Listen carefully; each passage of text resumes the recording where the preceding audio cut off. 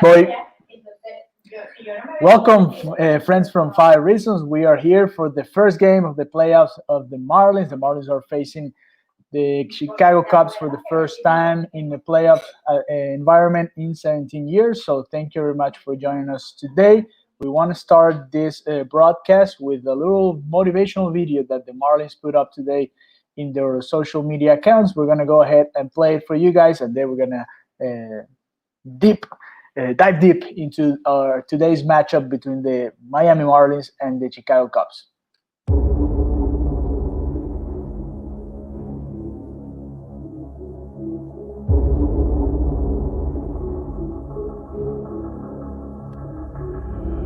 The Miami Marlins are without question the story of Major League Baseball in 2020. And there is another chapter to write. We're going to keep on pushing until the end. We play better when our backs are against the wall. We're a dangerous team. We got starting pitching that can catch with anybody in baseball. We start this and we got to finish. We have a lot of things to do in the remaining of this 2020. Because this is what we play for. Doesn't matter what anybody else thinks. We're going to throw some guys at you. You're going to see some power. You really don't want to be on the other side of that.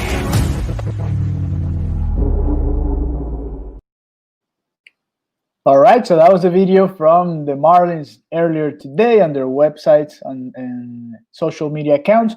So thank you very much for all of you that are joining right now and that will be joining later in the game. We have already some messages here from some Cubs fan. Welcome you guys too, because we're going to be doing this, sharing a little bit of our experience with the Marlins this year, and at the same time we're going to be doing some live comments here during the game. So the Braves are playing right now. They're 0-0 against the Cincinnati Reds. We're going to be going over the entire postseason picture once we go a little deeper. Let's go and talk about Sandy Alcantara. What's Sandy Alcantara's has been like this year for the Marlins? He had 3 wins, 2 losses, an ERA of 3.00 in 7 games.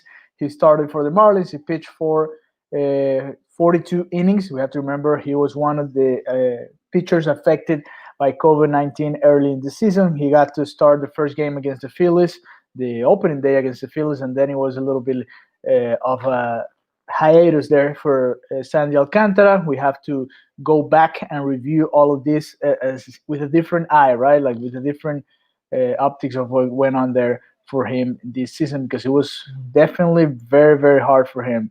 And it's part of the story, right, this year of the Marlins. In those 42 innings that Sandy Alcantara pitched, he had 39 strikeouts and a whip of 1.19. He was definitely one of the best pitchers in the league, especially in the last outings. His 3 last outings, Sandy Alcantara against the Red Sox, he lost that day, but he pitched 6 innings, 5 hits, only 1 earned run, 5 strikeouts, 2 walks. Then he faced the Nationals and beat the Nationals, 6 innings, 5 hits, 1 earned run, 2 walks, 5 strikeouts, almost the same stat line.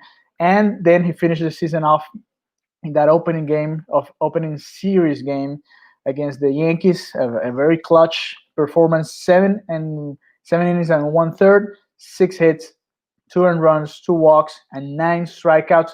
He left the game winning by 1 run, and then the Yankees tied the game, so he couldn't get the win that day. So those are the stats for Sandy Alcantara this season. He's going to face Yu Darvish, and here in a second we're going to show you the lineup for the Cubs. But we do want to go over a little bit of what Yu Darvish has done this year, because he's been key for this Cubs team in order to be there and to win the Central Division and to put them in this position of playing the 3 games of this particular series at their place before they try to go over to the bubble if they beat the Miami Marlins, of course. So Yu Darvish, he's the new ace of this rotation. It's not Kyle Hendricks, it's not John Lester. The Marlins will face these two if they win this first game, because Hendricks is supposed to pitch the second game of the series.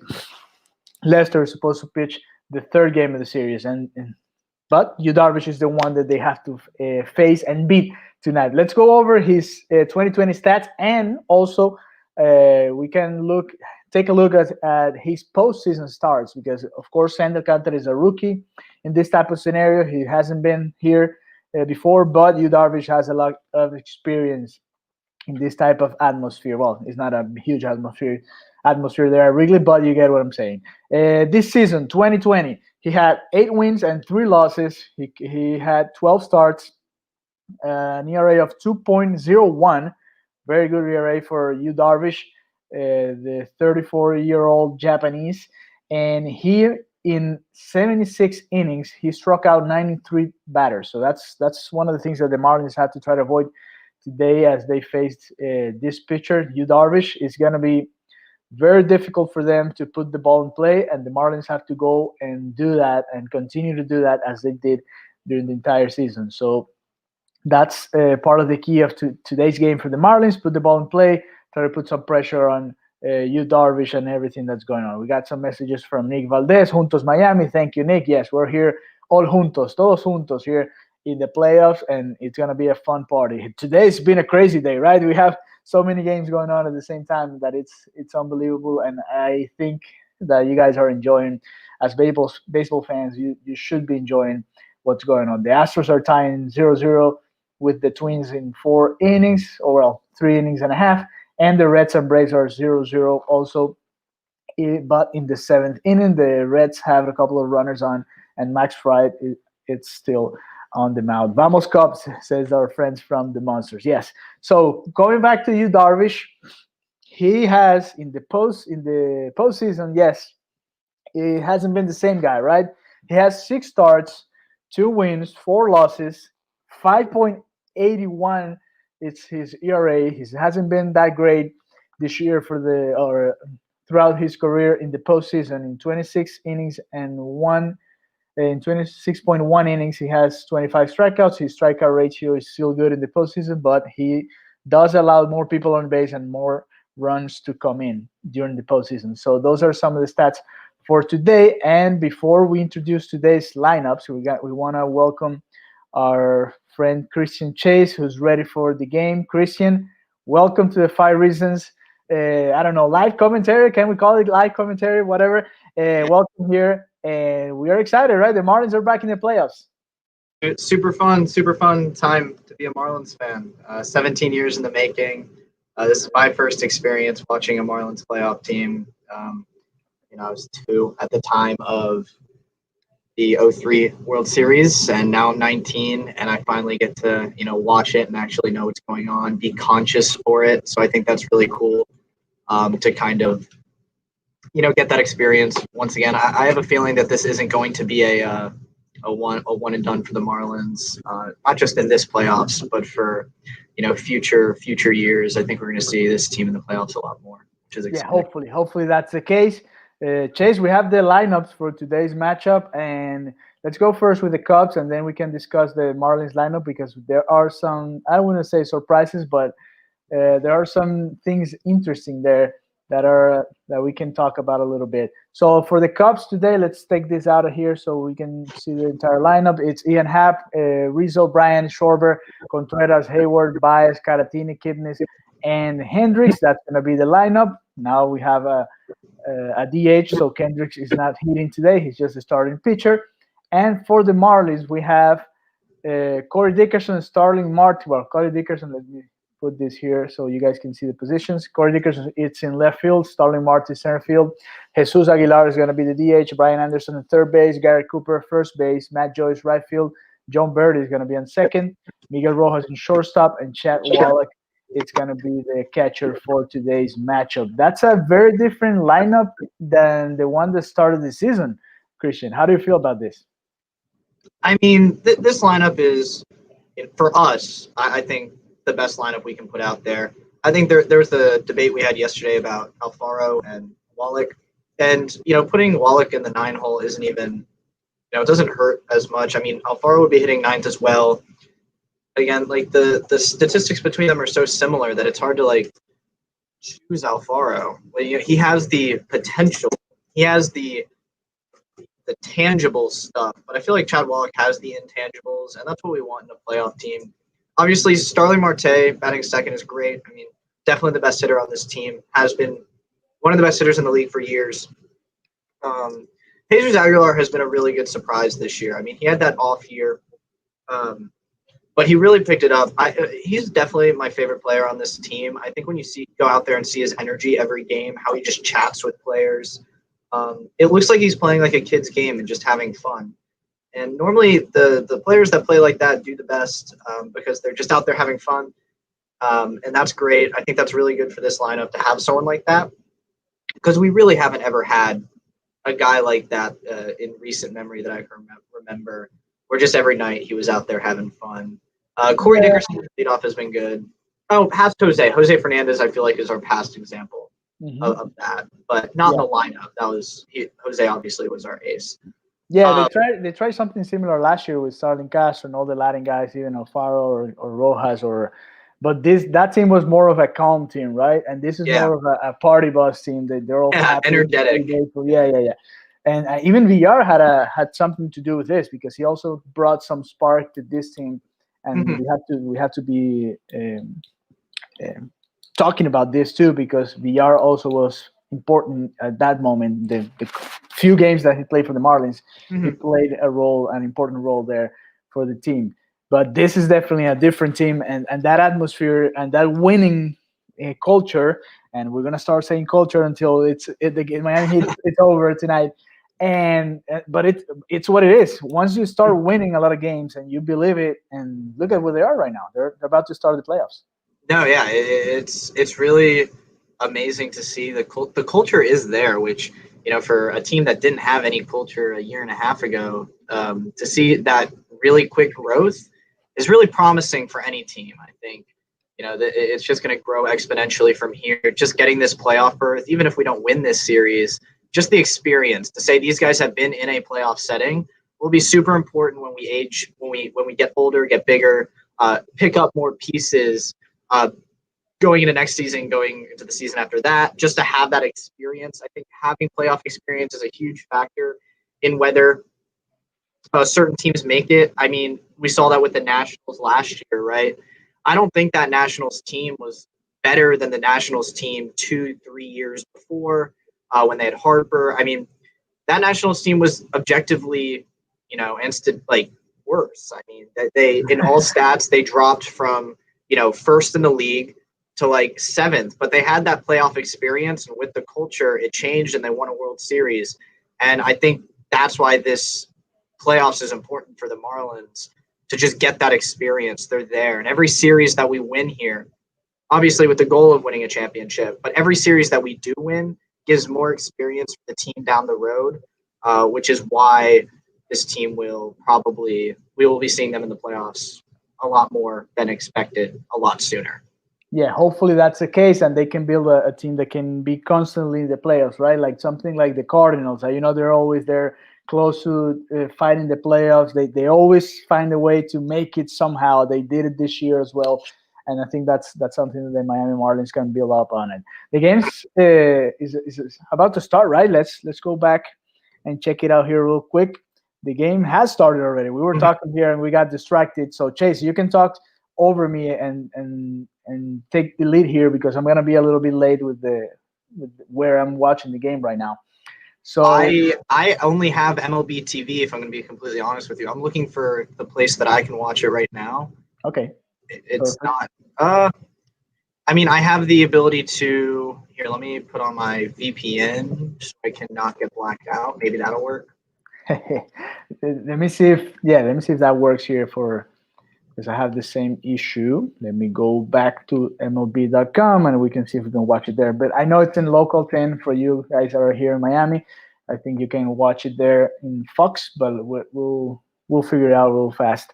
When the Astros have scored first, they're winning 1-0 against the Twins. So that could be the first of many upsets there. The Astros beating the Twins, and if they win tonight, that would be it for the Twins. I'm not gonna lie. I don't even see that as an upset. I mean, really? I know we've had. I feel like the Astros are very comparable this year to the Cubs in a sense, like we were talking about yesterday, where the Cubs still have the potential. They have all the guys, They just had off years. And if we look at, the Astros, I feel like it's very similar. And again, the Twins have never won a playoff series, but I mean, the Astros have won like 8 or 9 in the past 3 years. They have the experience. They've been there. In my bracket for like MLB.com runs the bracket series, I have the Astros winning. I thought the Astros, obviously there's all those jokes about the trash can and them cheating last year because they did. But I mean, there's reports that other teams are doing it. And, well, they're playing away this series, so that's a perfect. Yeah, that's impossible. Like they're just playing, good baseball. They don't have the pitching. My issue with the Astros is they're probably not going to go all the way because they don't have the pitching. I mean, Verlander's out. They lost Garrett Cole. The team's different, but the hitting core is still there. They're still a good team. And the Twins, again, don't really have like their experience is just them losing. So the first game was super important for the Twins, especially in a 3-game series. And I wouldn't be surprised if the Astros just cleaned it up today. I think the interesting game going on right now is the Braves versus the Reds, 0-0 bottom 7th. Yeah, they just got an out at home plate after a pickup. The Braves did against the Reds. Really? So it's been a very interesting matchup between Max Fried and Trevor Bauer, and that's definitely, I mean, way better than the one that we had last night between Shane Bieber and Garrett Cole, where the Yankees just crushed Bieber 7 runs in I don't know how many innings, like 3 or 4. And today we're watching that pitching matchup that we were expecting for yesterday. So the Marlins went real quick, 1-2-3 in the first inning. So Kyle Hendricks took Kyle Hendricks, dominant, man. Yes, dominant. And we were talking about this last night, how hard has been for Marlins players to actually make the adjustment against this type of pitchers, right? They just struggle against those crafty pitchers that have the ability to just hit the corners and play with different speeds and all that. And hopefully they can make the adjustment today. But it's definitely hard for them. It's been hard for them to actually get to hit against these type of pitchers. But now we're gonna see Sandy Alcantara, and this is where we wanted to see our guy, right? Yes, I actually just found an online stream of the game. I can send you the link. We can put it on here if you want to do that. No, that's illegal. True. You can watch it. And we can discuss it. I found anyone watching. I am not watching an illegal stream. I have an ABC subscription. Yeah. Me too. I found it here, and now I have the actual stream going on, and we're gonna start already. You guys can follow it here in the game day thing that we have on right now. But I'm just about to start to begin to watch the first at bat, but we already know it's 2 balls there. So. 2 balls, no strikes. Tough start for Alcantara. I mean, that's a 3-0 count to Ian Happ. That's a little scary, I feel like. Do you remember? I think it was 2 years ago or 3 years ago when the first pitch of the season was Jose Ureña against Ian Happ, and he hit a bomb. I watched that live. Like I watch every game live, and that wasn't a great start. I feel like at that moment we knew it's going to be a tough one. It's going to be a tough season, yes. Yeah, especially after all those players that we had to sell and all the trades that we did. It just started with the wrong foot. Okay, so we have a friend here. He's saying, "Please greet me." He's a Cubs fan, but he's staying here with us. Thank you for sharing your time with us during these playoffs games. We're greeting you, so you're happy now. He says, look at him. All right, that was Alcantara worked back there, got a ground ball at a Happ, which is what you want to see. Okay, so you're a little bit ahead of me. I'm 3-2 right now. That's good. Okay. It's dangerous though to be behind Cubs hitters, especially at this time. The wind's blowing, but it's not blowing straight out. It's blowing like left to right. Right now, I'm watching the flags and watching the weather here. It's 20 miles an hour the wind right now. This time of year it's real tough to hit in Wrigley. We see all those games later in the year. The good thing about Alcantara, though, with his sinker, he gets a lot of ground balls, and that's something good for him, especially facing this lineup at this particular stadium. Once they go to the bubble, I think it's gonna hopefully happens like in the NBA, right? Like that was an equalizer that made every team look a little bit more close to the better teams in the bubble. I know the Lakers made it anyway. The Miami Heat was a surprise one there, but still, like we saw a lot of more close matchups thanks to the bubble because Yeah. you take away all the different things that go around besides the game, the You fans, take out the external pressure. factor, Yeah. which is a huge deal. I mean, everyone here are professionals, and if you take out fans of the opposing team, you know, and home field advantage, it's literally just guys playing on a field like they did when they were 10, and that's when games I feel like are most even, when you don't have anything like bias towards any team specifically. I think here in Chicago, like the Cubs are the home team. They're highly favored. They're at their own ballpark. It's gonna be a tough series. It's gonna be a tough series. As long as Sandy can keep the ball down and Sixto can keep the ball down, I like our chances. My only fear game 2 is that if Sixto works in the zone a lot, he's not like a nice strikeout from Sandy there on Rizzo.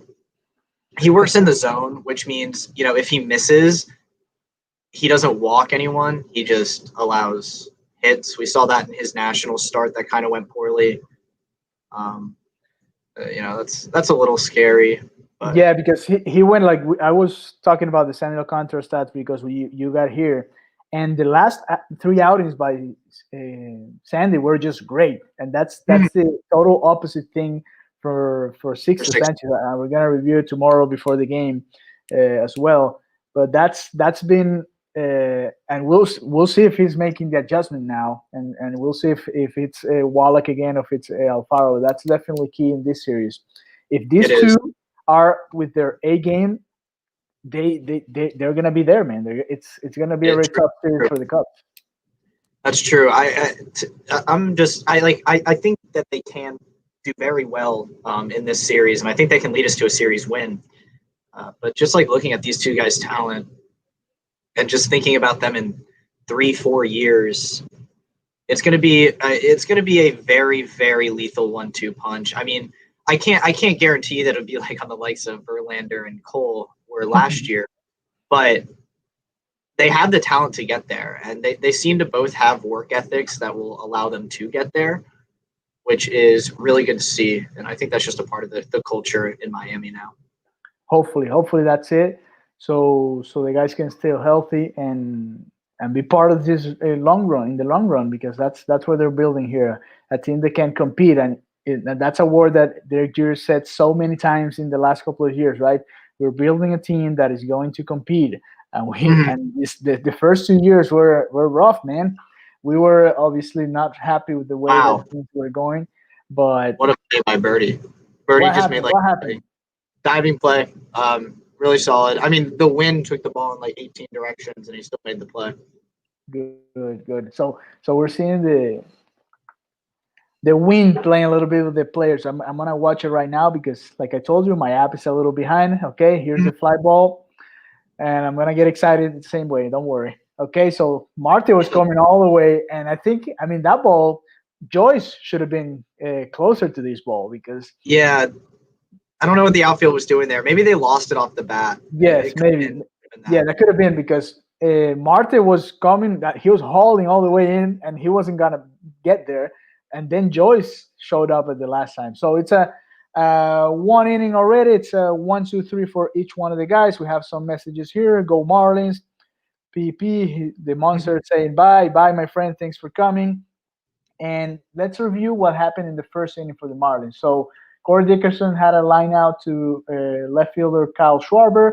Starling Marte ground ball to second base Jason Kipnis, and Jesus Aguilar lined out to second. So I didn't get to watch the actual at-bats. So if we go by what MLB at-bats saying right now, 2 of the 3 guys hit the ball really hard. Let me go get the actual.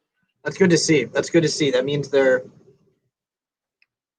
they're putting up good ABs versus Kyle Hendricks. Again, the thing I'm worried about more in like the first inning would definitely be pitch count. it seemed like a pretty quick inning just from the looks of it, like just watching this. And we don't want Kyle Hendricks going 8 innings. That is not what we want to see. We want to put him at around 80, 90 pitches in the 5th, 6th inning. Make them start making decisions. Yeah, hopefully the Marlins can get to that bullpen early now, right? Because Hendricks, we know what he's capable of, and we've seen it in the postseason too. He's so calm, even if he's so calm, so collected. Throwing a shutout, 7 innings, 8 innings, 9 innings, whatever. He's just at the same level all the time, and that's something that you really have to respect. The way that they can control their emotions and just focus on doing their job. And that's in 2016, I watched every single one of Kyle Hendricks start in their postseason run. I was a big Kyle Hendricks fan. I love slow pitchers who can control the game, and just as a fan of that, I was watching him, and he deserved a lot more credit than he received for what he did, and I think the Cubs know that, but a lot of people around the league don't, because we're so used to the tangible stuff. Like, you're throwing 98. You have like a 92 mile an hour slider. Obviously Jacob deGrom is the best pitcher in the league in my has been for years, but we put a lot more emphasis on his ability to throw 102 mile an hour fastballs and 92 mile an hour sliders all the time than we do Kyle Hendricks and his 88 mile an hour fastball and his 76 mile an hour changeup, just because of the difference in speeds. But I think both pitchers are very masterful in what they do. And we got to give, I just think Kyle Hendricks is so good at baseball. Such an amazing pitcher. Okay, so we have Brian Anderson to start the 2nd inning. Yes, you probably. Yeah. We see here in the game day that it's 1 ball, 2 strikes. Are you ahead of the game day, or you're a little behind the game day? I'm a little behind game day. He just swung and missed at a sinker up in the zone, which okay. Brian Anderson will probably struggle versus Hendricks. Brian Anderson has always struggled versus off-speed pitching, which it is what it is. If Hendricks gives him a fastball, which I'm sure he won't, BA can hit it. But I want to say out of BA's 11 home runs, I think 9 of them were on fastballs. There it is. Strikeout. And there it is. Strikeout, yes. And so that's sinker low in the zone, beautiful pitch, painted a corner. It's a tough ask. Yeah, not face Hendricks all year and then have to face him now. Well, that too, because this year we have to remember, guys, that the Marlins only face National League East teams and American League East teams. So this is the first time that they're actually facing Hendricks this season. In previous seasons, you maybe run into him once in the season, maybe a couple of times when they come back to Marlins Park. But that pitch was, I just saw it. That was just perfect. Down in the zone, it just touched the bottom part of the zone, and that's almost unhittable. Our friend Crapicola says that he wants them to go only 3 innings. Talking about Hendricks, and Marlins speed will cause issues. Better keep him off bases. Yes, hopefully that's true. They can get if on the Marlins base. Get on base, which again, tough ask. Hendricks, I don't believe, has a very good with it, like whatever catcher is catching with Hendricks pitching, just because he has a slow motion, slow pitching. The speed will factor in if we can get the right guys on base. 2 outs. I missed what happened for the second out. Looks like Garrett Cooper grounded out to Javier Baez. Yeah, okay, let's he hit it very hard. Hit it hard on the ground. Ground ball to Javi Baez, and let me see it, because of course we're watching the game at a different times right now. You have like 2 pitches before me. It was straight to him, and he was out by like 4 or 5 steps on first base.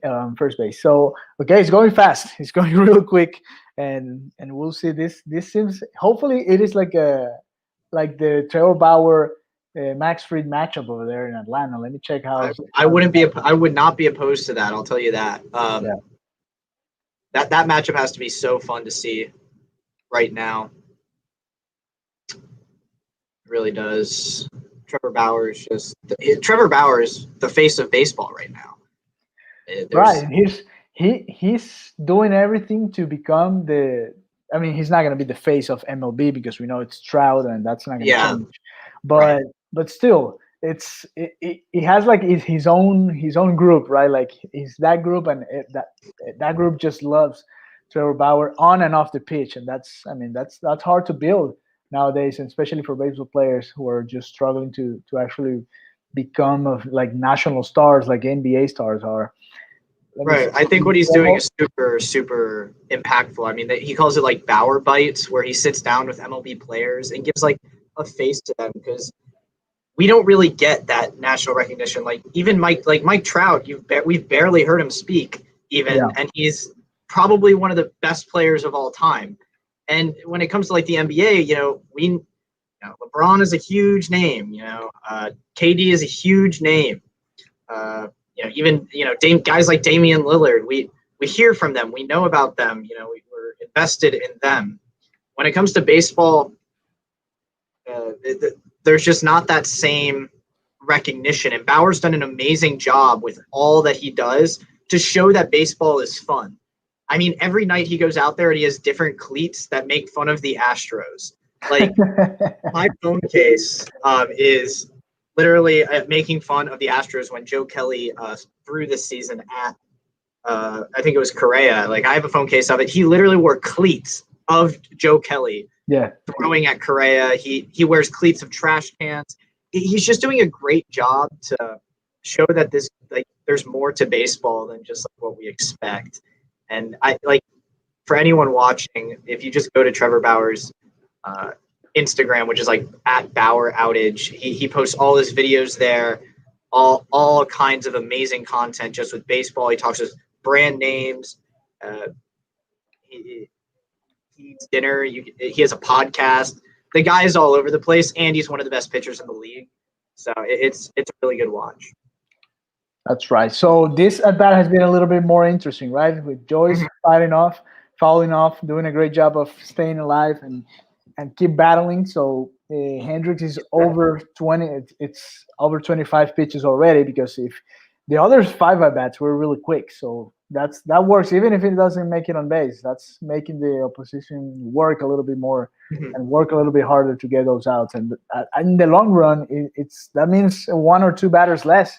So that can be key later in the game, and hopefully we can catch up to him before that. But if not, that could be the difference right there. Bringing your relievers a little bit before you were expecting, because this at bat took 6 or 7 pitches, and he takes a walk.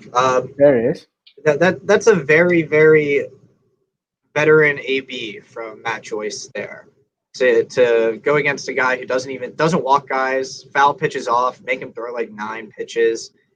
It's a good thing to see. And with Birdie coming up, I feel like Birdie getting on here is super big. I would have liked to see Birdie lead off next inning, because him leading off, getting on base, is him stealing a base almost guaranteed versus Hendricks. Would you do? I would like a hit and run right here, right away. A hit and run would be a good call right here. I don't think there's anything to lose. 2 outs. Yeah, for sure.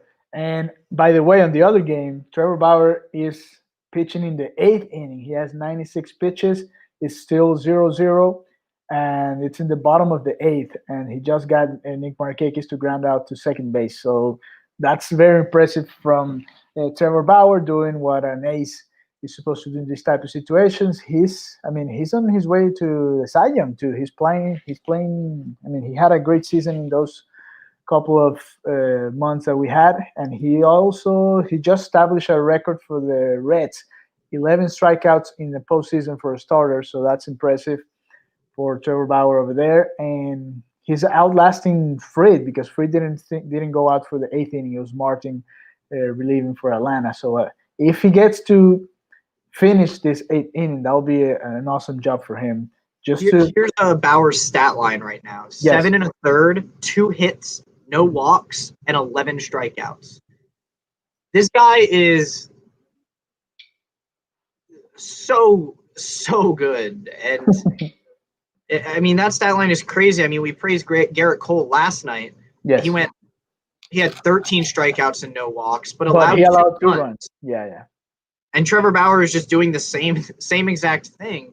and he markets himself so well. We're going to hear about this game for sure from Trevor Bauer for the next 3 weeks on his Instagram, which is going to be fun to see. Hopefully he does an episode with he does these things on YouTube too, like you were talking about that the interviews and stuff. Mm-hmm. He also does I don't know how he called it, the something series, and hopefully this episode's about playoffs without playoffs during COVID, right? Because it's totally different. He's been to the World Series already, so he can compare the actual buzz from a stadium at Wrigley Field here in the stadium that the Marlins are playing today, or at Progressive Field, and now playing playoffs, but with an empty stadium. Has to be a weird feeling, right, for them? It does have to feel like a weird feeling. I know it's different in Major League Baseball for sure, but I know Bill Belichick, when asked what does it feel like to go out there with no fans, it feels like practice. Yeah, he said, and I'm sure that mentality is shared by all major sports teams at this current time period.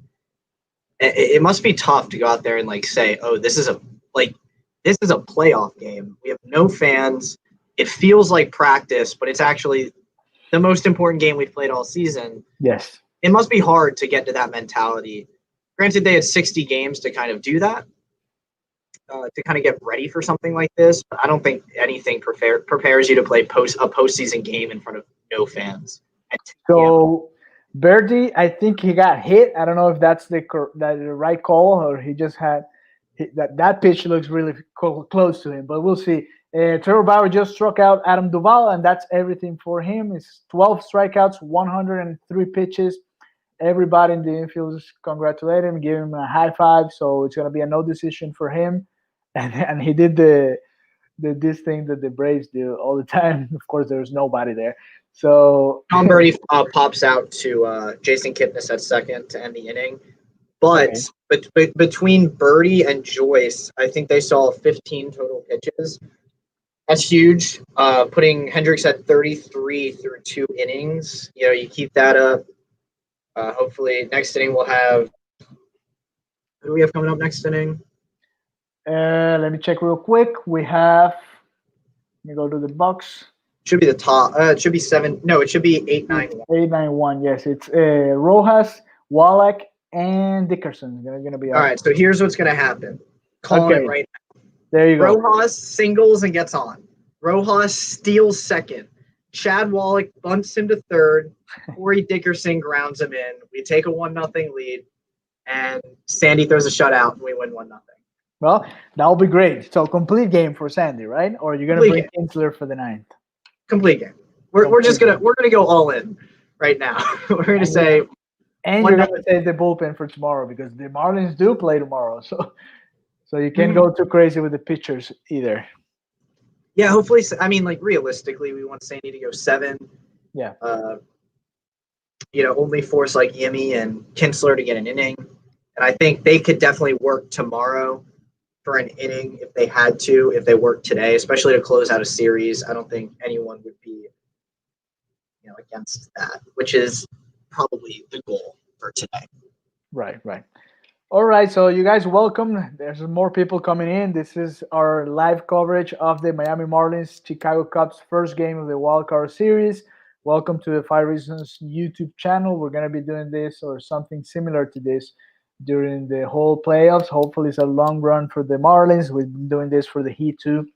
So you guys can join us later today for that Miami Heat coverage, pregame around 8-ish. And then during the game that's supposed to start at 9, I just saw that I don't know why I thought it was at 7:30, but then I remembered the Lakers are playing here, so that's why we have to play so late, because it's 6 p.m. over there for them. It's 9 p.m. for us here in the East Coast. So that's going to be our coverage for today here in 5 Reasons, and we're going to keep enjoying this Marlins game. It's just the second inning. Sandy Alcantara didn't have any trouble on the first. We'll see what happens now in the bottom of the second. We have for the Cubs coming up in this inning is Kyle Schwarber, then Wilson Contreras, and then Jason Hayward. Those are going to be the 3 batters Sandy Alcantara is about to face.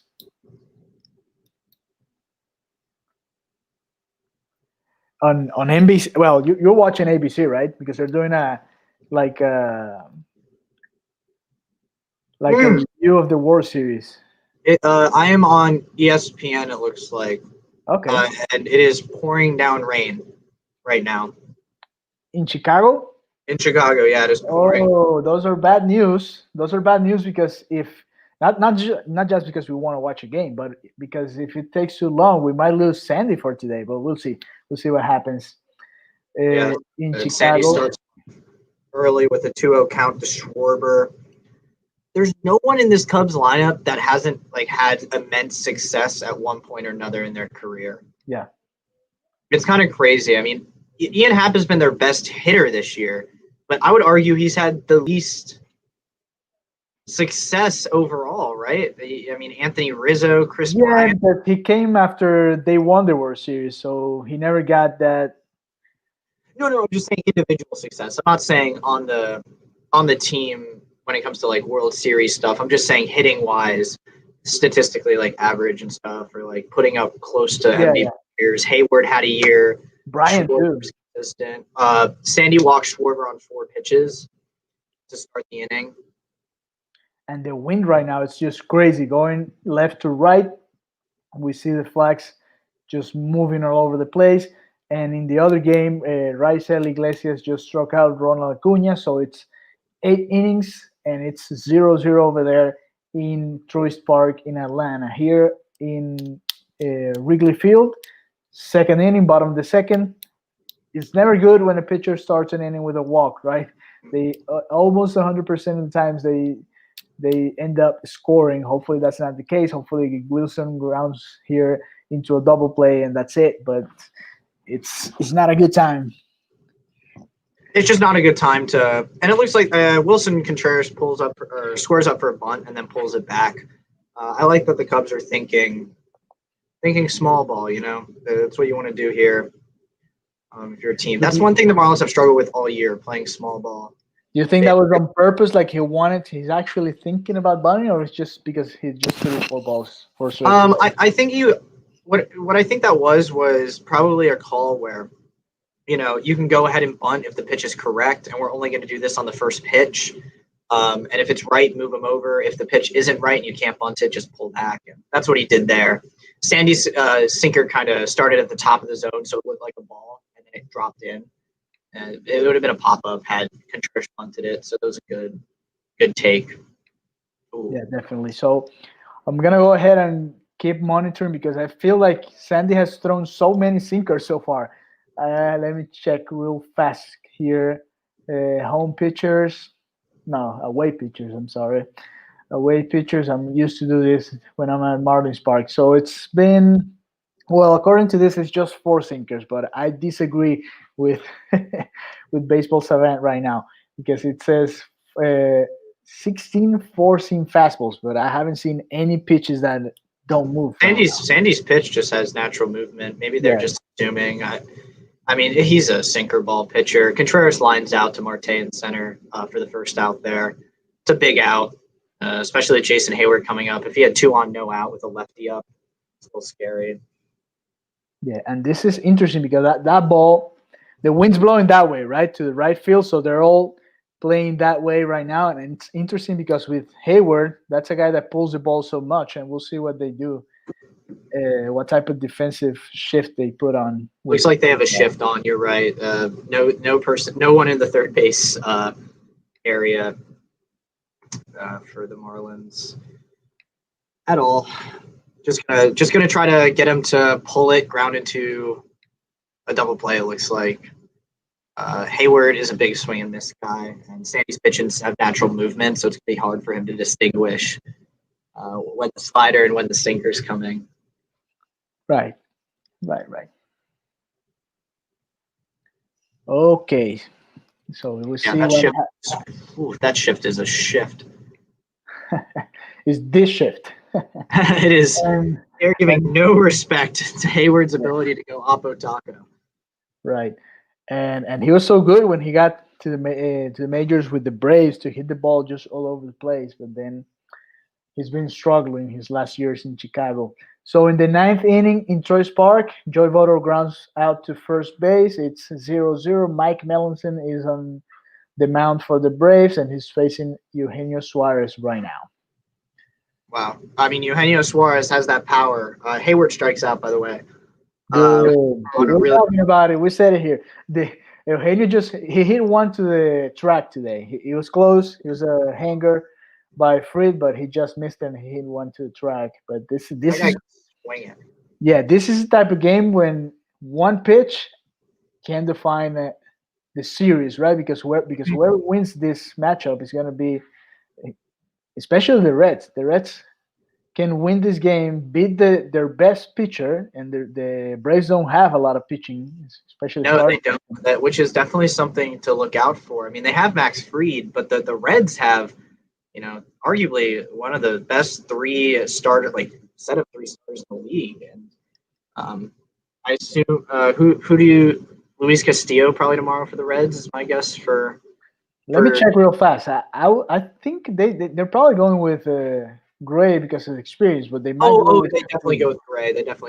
Yeah, let me check when Eugenio Suarez strikeouts on the other game. Let me check real quick who's for tomorrow for the Reds, because that's an interesting matchup there. Let me go real fast. Thursday, it's gonna be. Give me a second.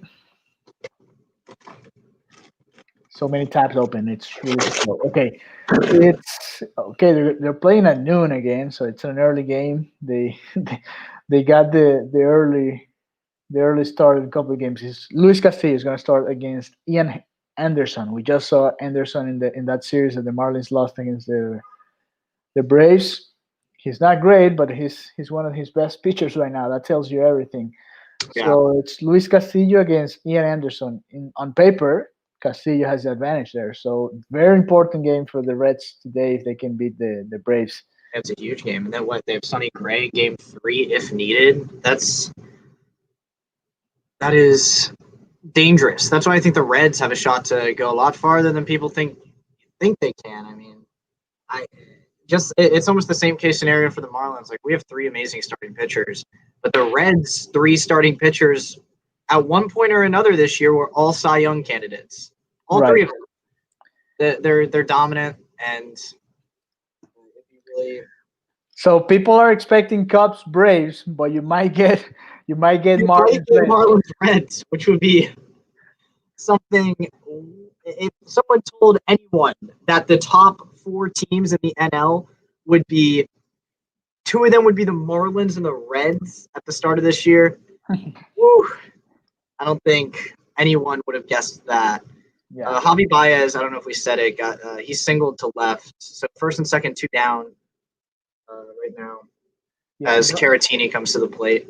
Yeah, I just watched it, and it was a good pitch. It was a sinker way down, but Javi Baez is just a free swinger. He swings at everything, and he just somehow found the barrel and hit a ground ball between third and shortstop. So there he is. It's men on first and second, 2 outs. And in Atlanta, it's a 1-2-3 inning. And Freddie Freeman, Marcell Ozuna, and Travis Dornall will be the 3 hitters for the Braves in the bottom of the 9th. So that's it. Those are the 3 guys you want there, right? Freeman, Ozuna, and Dornall. They're just the heart of the lineup for the Braves. They're going to be facing Raisel Iglesias, the Reds closer there in the 9th inning. And here, a very important at bat. Sandy Alcantara facing his first trouble of the series, his first trouble of the postseason. A very interesting at bat against Victor Caratini, because this can define today's game, and we'll see what happens now. The count is 2-2. I'm so pissed that I'm like 3 pitches behind, because it feels like an eternity. Caratini grounds out to Birdie. There you go. That's it's a big out. It's going to be a tough inning for Sandy next inning. Got the 9-1-2. We have 8-9-1 coming up. Yes. It's going to be a big AB for Miguel Rojas here to just get on base. Hopefully Wallach can move him over, and then we can play some small ball. With a man on second, 1 out, like, for example, Rojas gets on, Wallach bumps him over, or Wallach just moves him over. Rojas steals. I really like Corey Dickerson as a veteran in that situation versus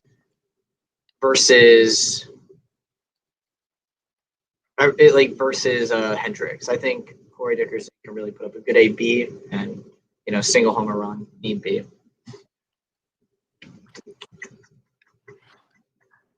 Okay, I'm just watching the second strike of the at bat. So the swinging strike, that was a low ball. Lefty hitters love low strikes, right? And Caratini just missed that pitch. That was his pitch to hit out of the park. The Houston Astros are beating the Minnesota Twins in the 5th inning, so they're a couple of innings away in order to give the Twins their 18th loss in a row in the playoffs. That's just so crazy, man. How do you lose so many games? And they even had right now. I mean, they have a great team, of course, but they used to. The last time I remember the Twins before these last years, it was when they had like Johan Santana and those type of teams. They were great, but then they couldn't win the playoffs. Yeah, the Twins are a spectacle in how they can't really put together anything when their teams like this Twins team is really good, and it's just tough to see. Right. Okay. In the meantime, let's see what's going on here. Let me put the Astros game on here to see what's happening with the Astros and the Minnesota Twins. That is a very interesting series because the Astros right now, Urquidy is pitching the game for the Astros. So that, like you were saying earlier, that they had Verlander and they used to have Cole, and then they added a Greinke to that mix. And now they have to go to Urquidy, who's a young guy. We saw him last year in the World Series. He did great, but it's still a guy that you 100% trust with your life right now, like the Astros are doing. And the 9th inning started in Atlanta. Freddie Freeman is batting with a 2-2 count over there. And very exciting moment. We have 3 games going on at the same time. Today it's like 8 games, right? Yeah. It's going to be crazy. We'll go over each one of them here in a second because it's a long day for baseball fans. And it's almost impossible to follow all of them because it's like 1 hour in between each one of them to start. So it's very interesting. The first time that we get this type of playoffs, the first time we get 16 teams, 8 series. How do you feel about this? You like having so many games at the same time when you get like all over the place because we're watching the Marlins, but at the same time we got the Reds playing a great game against the Braves. We have a great game between the Astros and the Twins. It's like crazy. Yeah, I'm a huge proponent for just making it like like the NBA does it, where we have 8 teams that make it, the top 8 teams. Mm-hmm. I think that's the best route of going about this. This whole division thing. Yeah. It almost kind of it biases against teams that are in a tough division to ever make the playoffs, where you have teams, in this case this year, had this been a normal year, like the White Sox or the Twins, one of the two probably would have not made the playoffs. Right. And both those teams deserve to be here. Mm-hmm. And I just think putting it to where 8 teams make it, just like this year, 8 teams made it. They did it in a different way, but you're getting a lot of fan bases reinvested into the game, like Marlins fans, for example. Yes. Or Reds fans, even White Sox fans. All those teams that in normal circumstances would have not made the playoffs are here. And I don't think the difference between 6 teams and 8 teams making it makes it very exclusive, makes it hard for teams to rebuild, because when you rebuild in baseball, you literally have to rebuild all or nothing. There's no progress. Like, it takes 5 years, whereas now, because of this system, the Marlins rebuild is coming to fruition after 2.5 years. It just makes baseball more exciting. Your mentality as a fan isn't like, oh, I have to wait 5 years now to ever see my team do good again, because now it's very possible for them to go out there and make the playoffs, just as we see in the NBA with teams who get in as the 7 and the 8 seed. Not necessarily saying those 7 and 8 seeds are going to win the championship. But just to be in the playoffs for their fans is a super huge deal.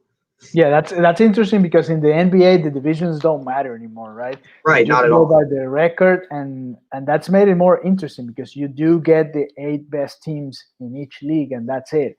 You don't depend on winning a division, on how hard these rivals are in my division, and that's made it a little bit more interesting. I still think the NBA playoffs are a little too long, but I don't know. We'll see what happens now with the when they go to the bubble here with the MLB, because that's going to be a little interesting too. Like, how are they going to set up schedules and all that? That's going to be interesting.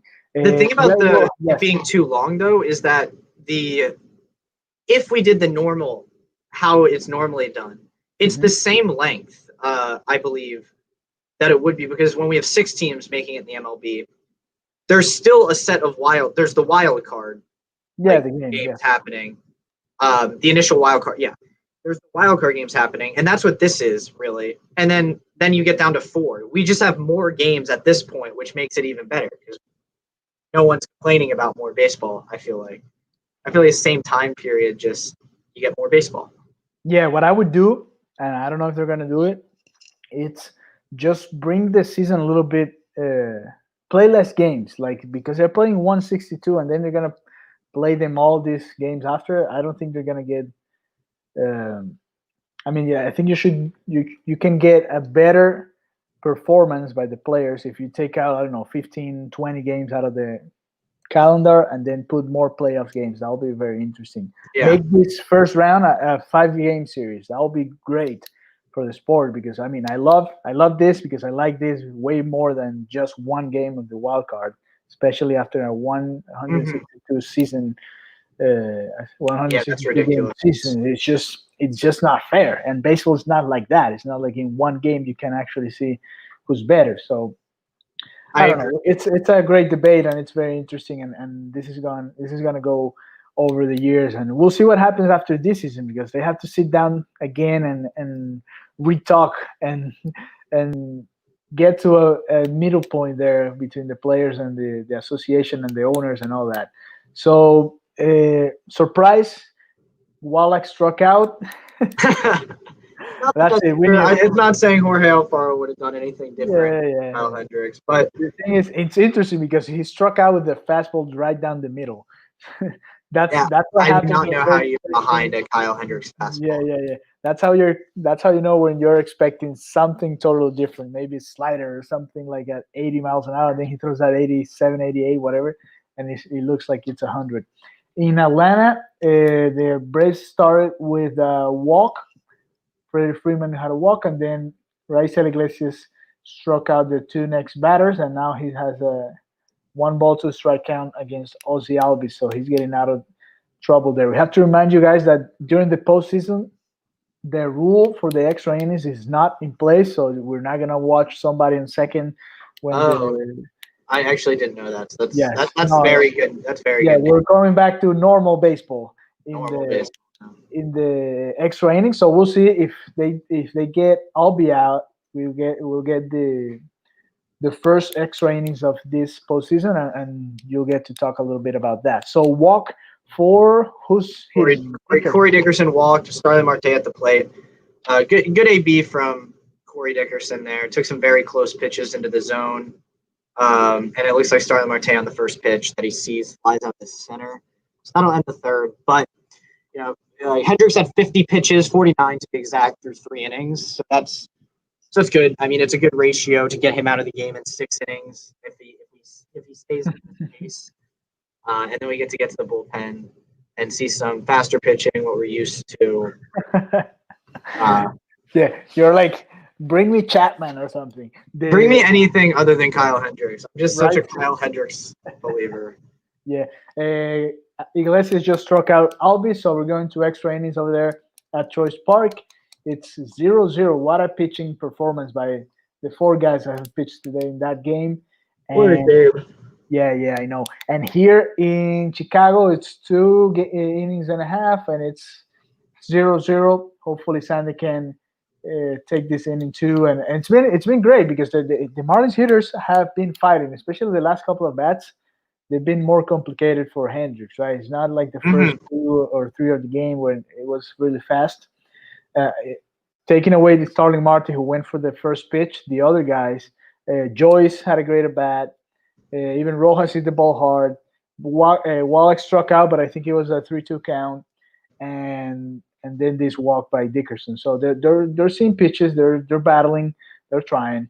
And I just saw the fly ball, and it was a ball. If he takes that pitch, it's a ball. But then Marte trying to be aggressive, and that's fine. It's part of what they've been all year. Alex Chavez has a comment here. He says, I like the idea of expanding the playoffs. Fly the W. So he's a Cubs fan. So yes, expanding the playoffs. Would you keep this the same, like playing 162, and keep the same 16 games or 16 teams making it to the playoffs? I think that this season is going to show is that, you want a bigger playoffs and you want a smaller regular season. I think, this regular season proved what teams should be where in the 60 games. I'm not saying 60 games is going to be the norm, but I definitely don't think 162 should be the norm whatsoever. And then especially going, you play 162 games, you fight your way to a wild card spot, and you play one game and you're out. Just like that. I like this format where 8 teams make it. I like how this, works. But I think they'll find a sweet spot in between 60 and 162, hopefully. I would like a shorter season, more playoffs. Yeah, because what seems a little unfair to me with this particular playoff format is that, let's say the Dodgers, they have the best record in baseball, and they've been a great team, and they have to play this first round, and it's only 3 games. So if they lose 2 times against the Milwaukee Brewers, who just made the playoffs, and they had a negative record, I don't know. It seems a little unfair there. It does, yeah. I mean, but again, maybe they extended this to 5 games. I could see that. Yeah. I could see that being very optimal when it comes to this. I get that, but again, we have that in the NBA, right? Like theoretically, the Lakers could have lost their round 1 to the Trailblazers. I mean, yeah, but it's a 7-game series, though. But it's a 7-game series, right? And that's a super long series. I think 5 is a really good. I think this should be a 5-game series to start. And if it was in a real season, if this was 5 games with like 100 games in the regular season, that would be the best possible combination of games that we could see. It just makes everything so fair. It prevents fatigue, prevents more chances of injury. Baseball wants to see their stars in the postseason, and 162 games, if you keep extending it, there's more opportunities for these guys to go down. Even in 60 games, Verlander went down this year. I think Verlander's probably one of the biggest faces in the game. We don't get to see him in the postseason again, which is not great for the sport. Right. Alex Chavez says, shorter season, expand playoffs. It's refreshing to see more teams compete. Yes, and I agree. We can play 140 games, and it'll be fine. I mean, you can establish who's better in 140 games. For sure. And then you have 2 weeks or even more than 2 weeks of calendar to play with it, and maybe make it a longer series for the playoffs. And that's definitely going to involve more markets making it to the playoffs. That's going to make it more interesting, more people talking about this, and we'll see it after the season if it actually had an impact on social media or on the ratings, because we have so many more markets that are looking to watch their team play in the playoffs. When before you had 10, and 2 of those were just 1 game because they lost the wild card game and they were out. So I don't know. It's really interesting to see what happens there with this guy. So Jason Kipnis opens the 3rd inning with a base hit. So we have man on first with no outs against Sandy Alcantara. Man on first, 1 out, I believe. I believe that was Ian Happ who got the hit. Oh, yeah. So I'm behind. So Jason Kipnis is not going to get on base in my game. Minnesota scored versus Houston, tied at 1 in the 6th. Okay, we have that game also here. I'm watching the extra innings, and Smith is playing for pitching for the Braves. He just struck out Aquino. So it's on the 10th inning.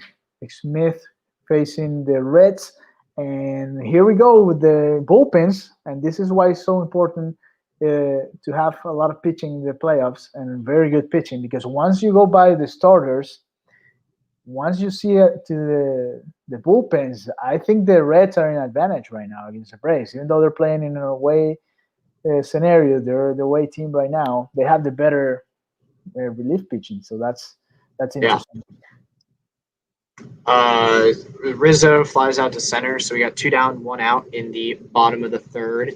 This game's going pretty quickly, to be completely honest with you. I mean, it's a pitching duel. Sandy and Hendricks have been almost identical in like their pitch count, who they've led on base. Hendricks has walked some guys. Sandy has allowed a few minor hits in those 3 innings of work. But it's looking to be a pitcher's duel, which is kind of what we expected. And I think that's what we expect tomorrow as well. And it's probably what we expect if we get to a game 3 between Lester and Pablo. So we're seeing what's advertised. Yeah. Hopefully, the Marlins win 2, and that's it. And Pablo can gets to pitch the first game of the next series. Thank you very much, against whoever, the Braves or the Reds. We'll see what goes on there. So it's a 2-2 count for Winker over there. And what's going on here in Wrigley Field? Chris Bryant, and the count is no balls, 1 strike, right? 0-2. He just fouled one down the line. There's 4 games going on right now, and there's been a total of 2 runs scored. The 2 runs in the Astros-Twins game, 0-0 here in Chicago. The Oakland and White Sox game is just about to start, and then 0-0 Reds-Braves. Very low-scoring affairs to start the playoffs in the National League. Ooh. So the time run for the Twins was a double by Nelson Cruz. He hit it off the wall. One bounced the wall, and then they got a rise out, so they just tied the game, and it was a very close play at the plate. So very exciting moment over there at Target Field. Target Field, that's the name, right? And strikeout for Chris Bryant. So there you go. Sandy Alcantara heating up, keeping the same pace that he had in his last couple of games, and he is dealing against the Chicago Cubs. That first hit, the base hit was a decent line drive down the middle. Rojas dove for that hit, and he almost caught it. So it hasn't been ugly at all for Sandy. Only last inning when he started with a walk, that was the only negative that we can see from him. But it's been great so far. He has how many pitches? Let me check it real quick. 49 pitches. So he's a little over Hendricks in that regard. No, both of them are exactly at 40. Yes, I was looking at the very identical stat lines from both. Yeah, so right now it's a pitching duel. And talking about superstars, we have our friend David Fernandez, who's gonna join us here to analyze this game. How are you, man? The Marlins are back in the playoffs, and they're playing right now against the Cubs. Yeah, listen, I'm great. After 17 years, we finally get to watch postseason baseball, and of course, it's a day game, and I'm a teacher, so I'm in class. I've got my students working on stuff on Zoom, and I may or may not have had the game on the iPad off. Probably not. So I may or may not have had my attention divided for my real job here today. But no, listen, it's so great to see. I mean, there's just something about watching playoff baseball, obviously number one, but then just watching a day game in Wrigley Field. It's just a classic setting in baseball, and just so to see the Marlins here and the history that the Marlins have in that place specifically. Hopefully some of that positive mojo kind of rolls over after 7 years. I don't know if it's still lingering there in Wrigley Field at all, but it's exciting, right? And then obviously tonight we've got the Heat and stuff. So I've got my Marlins shirt on. I've got a Miami Heat coffee mug here, so I'm good to go. Good to go. Yeah, we're good. So you didn't watch the first 3 innings, so we're gonna tell you what happened. It's been 49 pitches for each one of them, and we haven't had a lot of movement in the bases. Just a couple of batters that got on base. Joyce for the Marlins, who was Ian Happ for the Cubs. I walked too, starting the second inning for the Cubs, and that was about it. So not a lot of movement around the bases. Both pitchers controlling the game right now, and the wind is just crazy, man. It's blowing left to right, but it's also, I feel like it's blowing a little bit in, because we saw it in that play by Birdie, how he had to run all the way to his right, well, yes, to his left, and towards right field, and how hard it was for him to actually catch that fly ball. Yeah, that was a great play by Birdie, and you could obviously the wind is. I mean, it's always an issue in Chicago, right? But it seems to be particularly tough today, and it seems like right-handed hitters, they want to go that way with it. You saw Rojas kind of try to go in that direction, which is good. And Hendricks has 2 walks today so far, which is rare for him. I think he only had 8 walks for the whole season, so. It's nice to see them kind of driving his pitch count up a little bit, so that they can maybe get to that bullpen that throws a little bit harder, I guess. But you gotta like what you've seen thus far from Sandy, and you gotta like what you've seen defensively from the Marlins behind him for sure. David, we have our friend Alex Chavez. He's been with us here for like half an hour, and he's a Cubs fan, and he's like, he had to bring up those painful memories. Sorry, Sorry, listen, it's the low-hanging fruit in this conversation, right? It's the easy way to go. I won't. I'll spare you my Steve Bartman jokes, but for sure, I mean that's the easiest place to go. Yes, this year I just watched the documentary on those moments on the Steve Bartman and all he had to go through, and that was crazy. That was wild. Yeah, that was definitely not healthy. This is a sport. We have to remember, this is a sport. It's not war. Let's enjoy the game, and whoever wins, that's it. It's a sport, nothing else. Okay, let's go pick and bring back the game day. So it's who's hitting right now? Jesus Aguilar. I'm way behind David, so I don't know. You're probably ahead of me, and you're at the same pace as Christian. So let us know what you have on your screen right now. I've got Aguilar on a 2-2 count right now. Yeah, he just doubled down the line. There you go. Oh. All in a different spot here. Okay. All right. I'm just watching the third pitch. So and there's that famous smile from Jesus Aguilar as soon as he gets a hit. It's crazy. Just playing like a kid. He looks excited to be out there. Love it. It's funny. I was just talking about how the right-handed hitters are trying to go opposite field, and he pulled that one down the line. That was a swing, man. I mean, I don't even know how he got to that ball. It was near the dirt. Yeah. It's hard for every time you face a pitcher like this, you're trying to like stay focused, stay in the middle, don't pull too early, and then when you get a pitch inside, you're like, yes, let's go.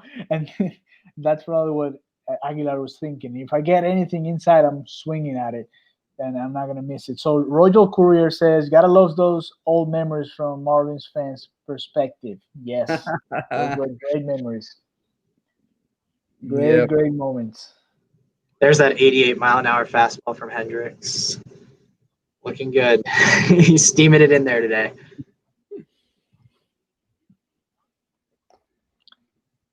And the game between the White Sox and the A's is just starting. First inning, 0-0, 0-0 everywhere else, but in the game between the Twins and the Astros. Ugly swing. What happened? Did we score or what? No. Brian Anderson just. Oh yeah, I just saw it. Yeah, that was not a pretty swing. He got tied up and in, and it looked like he may have tried to start swinging, but then he saw what was going on here real quick, and he was backing out of the way. So it was one of those like, excuse me, check swings that just couldn't stop. Yeah. So he moves him over though with a ground ball to second base. So we have a man on third, 1 out. That's some good small ball by Brian Anderson right there. There you go. Oh, there it is. Yep. Okay.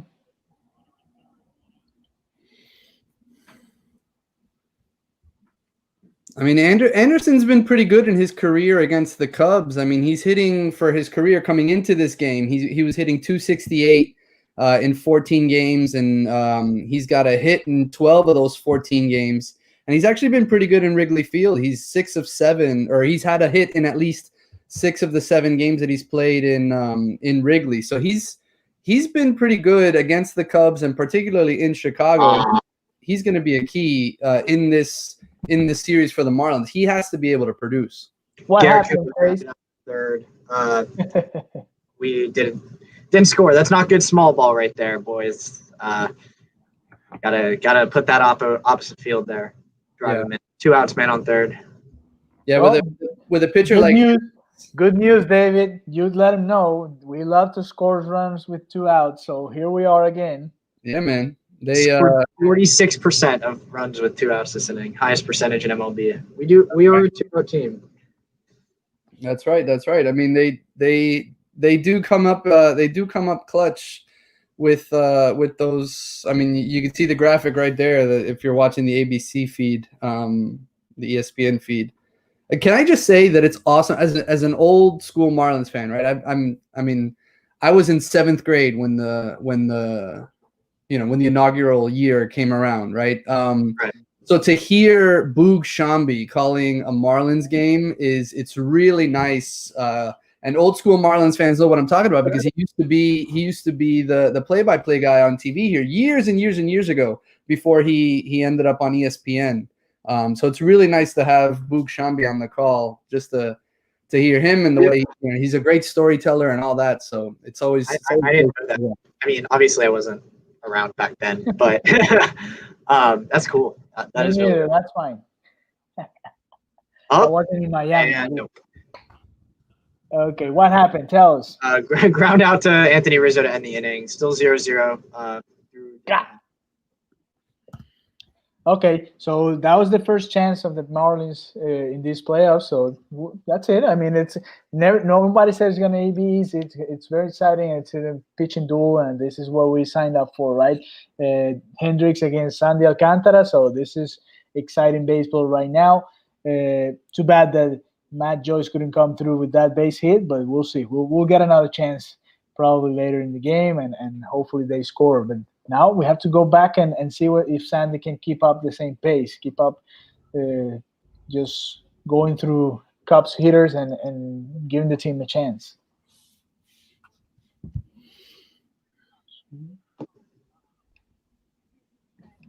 Yeah, this is gonna be an interesting game. Hopefully it's not. I mean, hopefully it is like the Braves Reds game. I think Markakis is up in that game right now, and he's a known clutch animal, so he could probably pull it out for the Braves right here with just a double, man on first, 1 out. So it's looking good. Yeah. I think if we're thinking ahead, if we win this series and we want to play the Reds, I would not like to play the Braves, especially after everything that's happened this year. Yeah. It just doesn't seem really good to go against a Braves team that beat us 29-9. 3 out of 4 in our last 4 with them, very convincingly too. It wasn't. Yeah. No, and listen, I mean, there's something to be said for the familiarity, right? With the Braves, you would at least have your scouting reports, and the pitchers will be familiar with the hitters, and the hitters will be familiar with the pitchers and all that. But yeah, that lineup is something else, and if they get their pitching squared away, they're in really good shape. I would prefer seeing the Reds too, obviously, right? I mean, beyond Trevor Bauer, he's maybe the best in the game at this point. But listen, here between innings, the Marlins put out this in their game notes release today.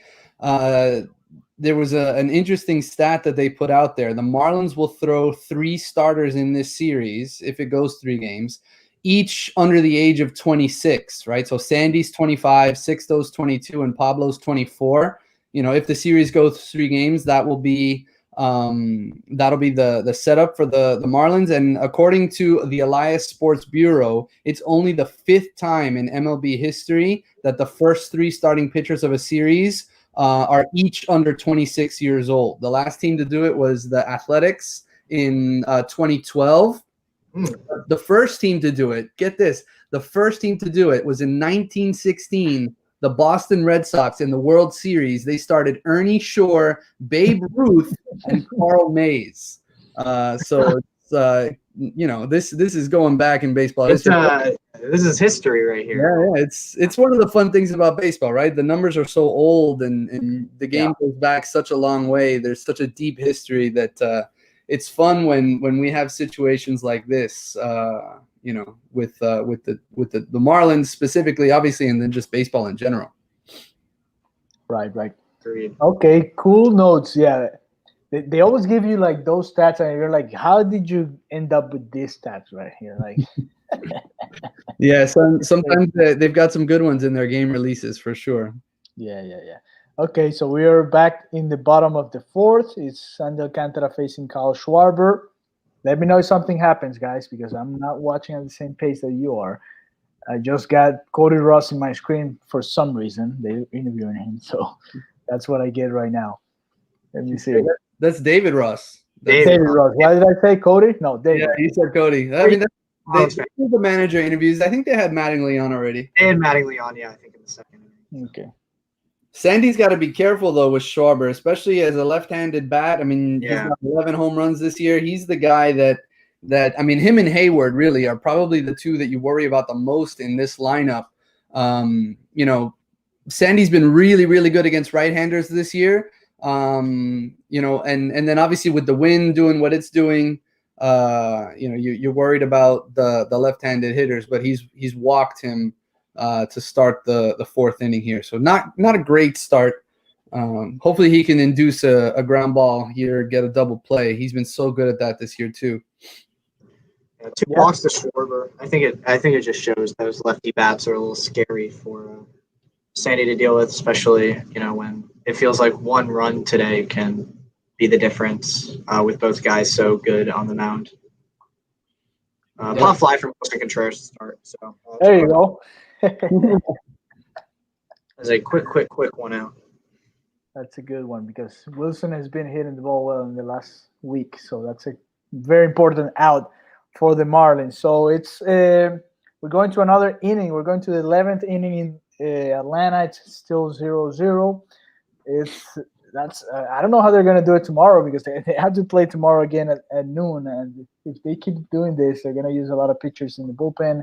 They already used their first starter, and we'll see what happens in that series. That's very interesting.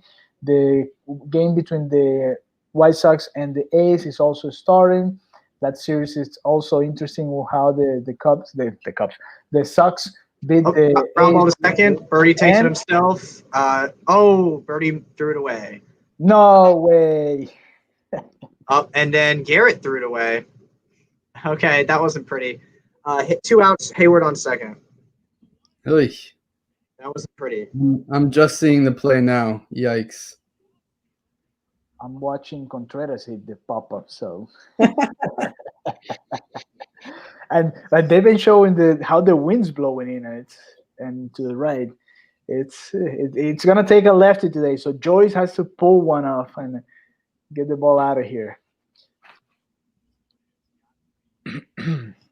Well, it makes you wonder if Schwarber's a big guy and he was barreling in there on Birdie and he took a late slide. I wonder if that affected Birdie's throw over to first. But they can't. I mean, they have to be clean defensively behind Sandy. They can't give away runs. They can't give away extra bases.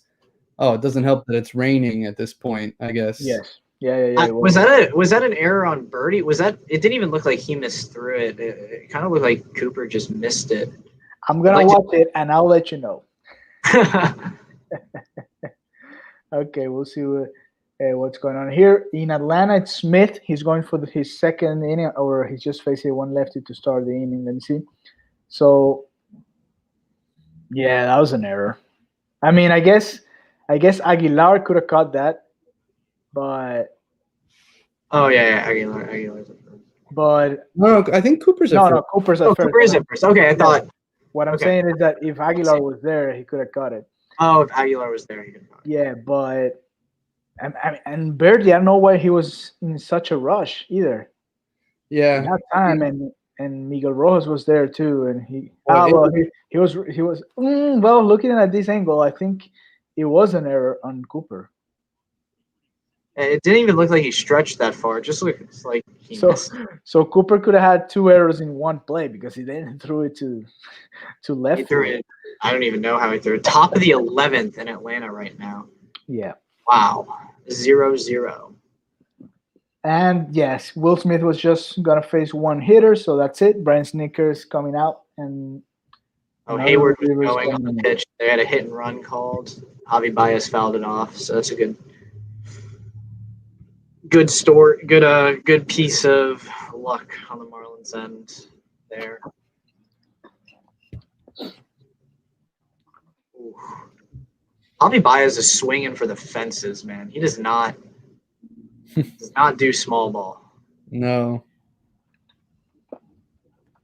I mean, he hasn't been great this year. He's hitting below 200 against righties this season at 198, and he strikes out at a 32% clip. So, you know, he had the 3rd most strikeouts in the NL.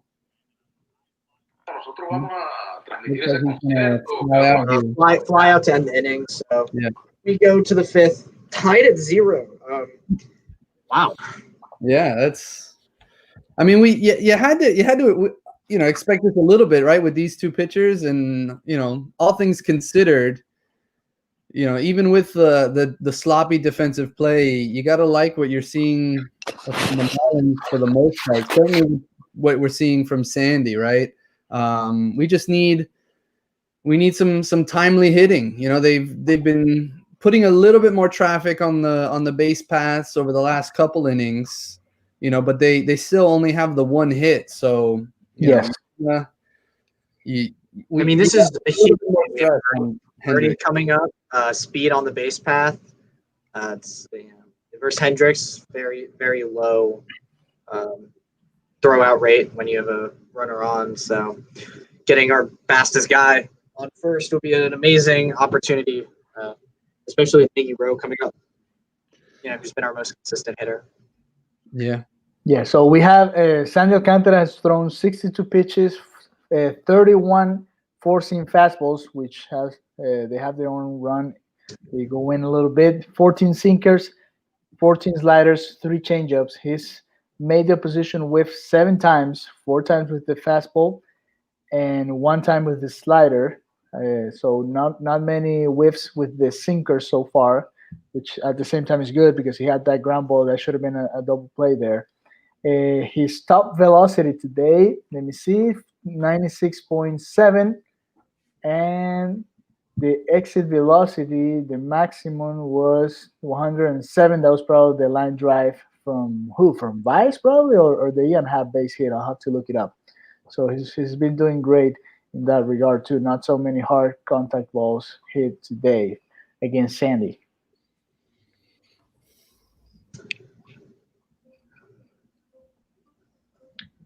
And Okay. it's raining in Minneapolis too. So if you're interested, Rain all over, man. it's the 7th inning and it's a 1-1 game, but it's raining over there. The Astros are hitting right now. Nobody on, nobody out. It's Kyle Tucker against Stashak. That's the last name. Stashak. Quite for like the average baseball fan, quite a boring day of baseball so far. Like you don't like pitching duels? I love them, but just like for the average fan who likes to see home runs, I mean, we're 27 innings of gameplay between these 4 games going on right now, and we've seen a total of 2 runs. That's kind of crazy. It's funny. It's hard to make it feel like postseason baseball without the fans and without it being in the evening and stuff like that. With so many games going on, it kind of feels like a regular season battle here, but obviously it's not. No. Yeah, we were talking about that earlier, just how hard it must be. Oh, Birdie got hit by a fastball up and in. So there you go. And there you can see it, the game day, almost in the head. Look at that. Yeah, I know. It hit him right up there. He took it like a champ, though. Well, I mean, listen, that's what we need. We need base runners, and with nobody out, our fastest guy. I mean, he had 9 stolen bases this year. He had 3 stolen bases in 1 inning. And then obviously the memorable crawling steal of home earlier this year. Like this this is the guy that we want on the base paths right now for sure.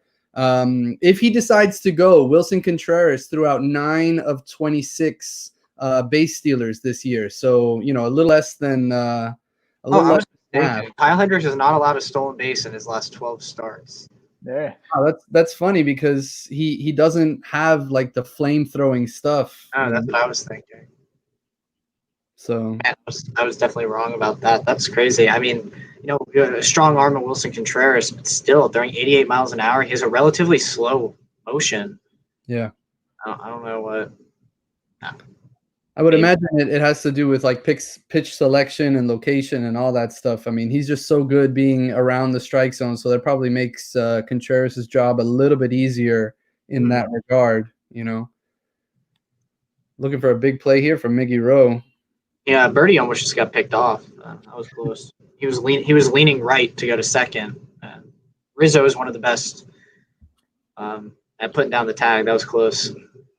Yeah, the Cubs in general are very good at this, right? Oh, Javi Baez is the best, but Rizzo's not too shabby himself at it. Let's do see here.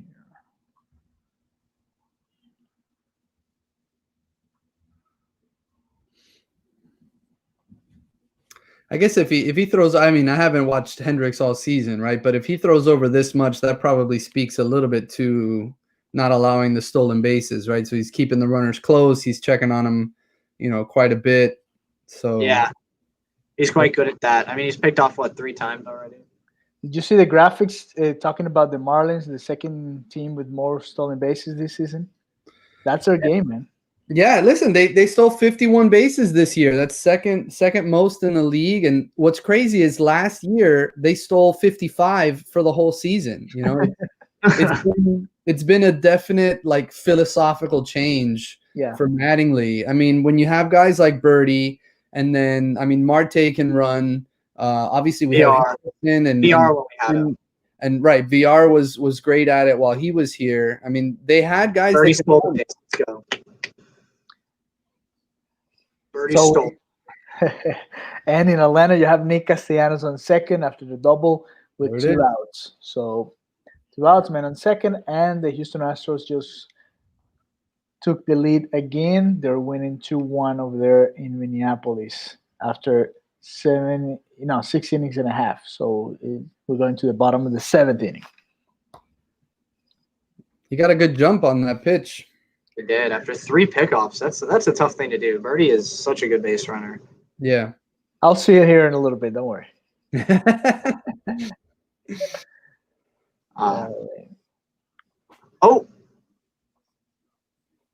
Miggy, error by Javi Baez. Miggy Rowe gets on. First and second, no out. It's something you don't see often from Javier Baez, but he overthrew Anthony Rizzo, and it looked like Rojas dodged the tag. So how 100% sure are you guys that Wallach is going to bunt right now? Oh, 1,000%. Like every single percent ever. Definitely bunting them over. Oh, you gotta love the Marlins guys in the background, like ducking from the throw. I don't know if you'll see it on this angle, but Alejandro, you might be able to see it if you're a little delayed. But guys back, they duck when Baez lets that go. I just saw Birdie still in second base, so yes, I'll see it here in a little bit. And it seemed like a pitch out. Let me see. It wasn't a pitch out itself, but it was like one of those high fastballs that you pitch in order to do this. Yeah. In case the runner goes, you get a pitch that it's easy for you to really come up and throw. But that wasn't the best throw from Contreras back then. Okay, now I'm ready to watch the error now. Come on. Oh my gosh, Chad. Chad Wallach needs to bunt. That was not the pitch you bunt at. He tried to bunt a slider 3 feet out of the zone. It's not pretty. Well, he's definitely not known for his skill with the bat. No. He sure is not. He's really doing a great job calling the game today. Oh, for sure. Which is why Mattingly had to put him in the game. But he's and gotta Wallach get grounds into a double play. Man on second. So he swung with one strike, or what happened there? Yeah, he tried to bunt the first pitch, and then he swung and grounded it to Chris Bryant. Had Chris Bryant been playing back, that would most likely been a triple play. Huh. That's That's disappointing. a tough call there. I would have kept him. I would have. You know what? Even if he's in 2 strikes, you keep bunting, man, because he's not. He's not even a 260 hitter. Like you can okay, just hit. No. Yeah, But, that's no good. I mean, that's the give and take with putting Wallach in the lineup, right? He's not good at the plate, and he had one very simple job to do, and he couldn't do it. He couldn't move the runners over, and the worst part is we've got 2 of our better hitters coming in behind him, the guys that have experience with Hendricks, Yeah. If he was able to move them over, with just the 1 out, they wouldn't even need a hit at that point to manufacture the run, which has kind of been they've been small ball all year long, Yeah, it's just a tough thing to do there. I don't know why he didn't go for the bunt again. If I'm Chad Wallach there, I'm bunting all 3 pitches. I don't care if it's 2 strikes. His job there is to move them over, not to be a hero. No offense to Chad Wallach, but that's why we have Corey Dickerson. That's why we have Starling Marte. That's why we have Jesus Aguilar. Why we have Brian Anderson. We want to get to them with runners on. That was just a lapse of judgment on Wallach's end, in my opinion. Definitely. Yeah, I wonder if it had to be with the play that the Cubs do, that when they bring Rizzo all over. I mean, he comes up to the plate almost running like he's crazy to grab the bunt and trying to get that out of third, right? And there was just a wild pitch. So had he moved them over, that would be a run. So that doesn't exist, Christian. We just gotta be thinking of what could have been. We need another one of those though. Now it's up to Dickerson, 2 out, man on third. We are here again. They've been doing this all year long. This is the second chance they have. Man on third, 2 outs. 2-2 count to Dickerson.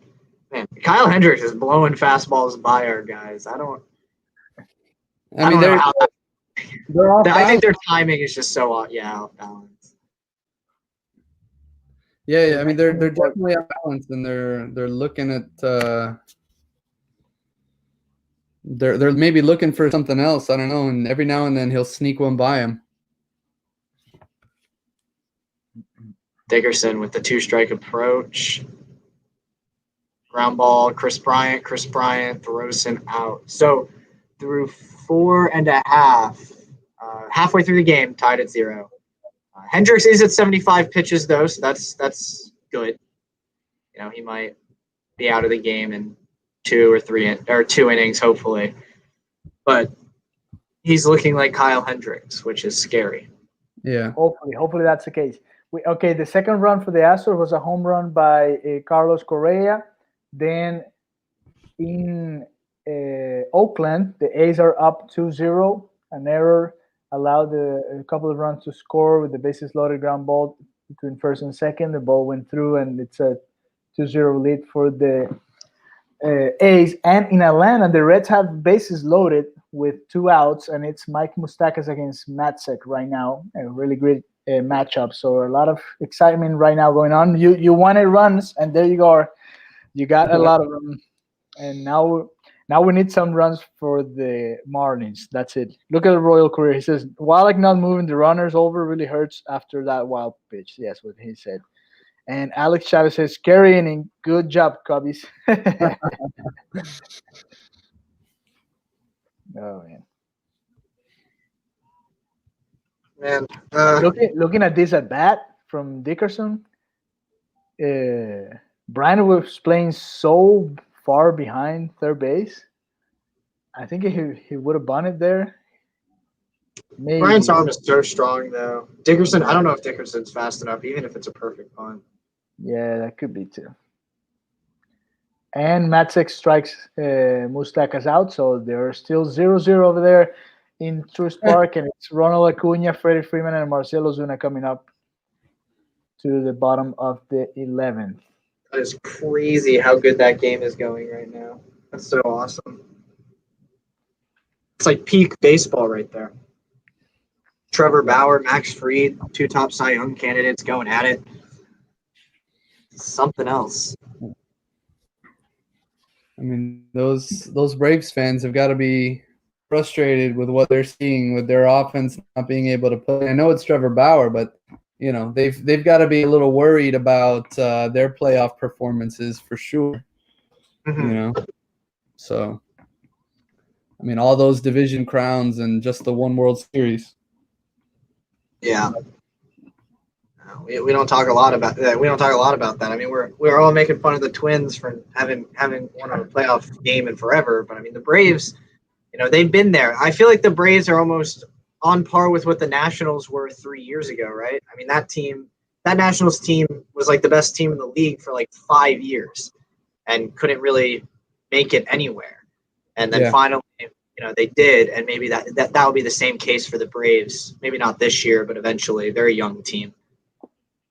Yeah, I mean, listen, for the Braves this year, obviously their pitching was just racked with injury. When they lose their frontline guy in Soroka, and then Cole Hamels is somebody that they brought in to stabilize that rotation. He couldn't stay healthy and stuff like that. I mean, they've got Fried taking a step forward, and the young guy that they have, Ian Anderson, looked really good, but their starting pitching getting decimated like that really, really, really hurt. But their lineup is just so good,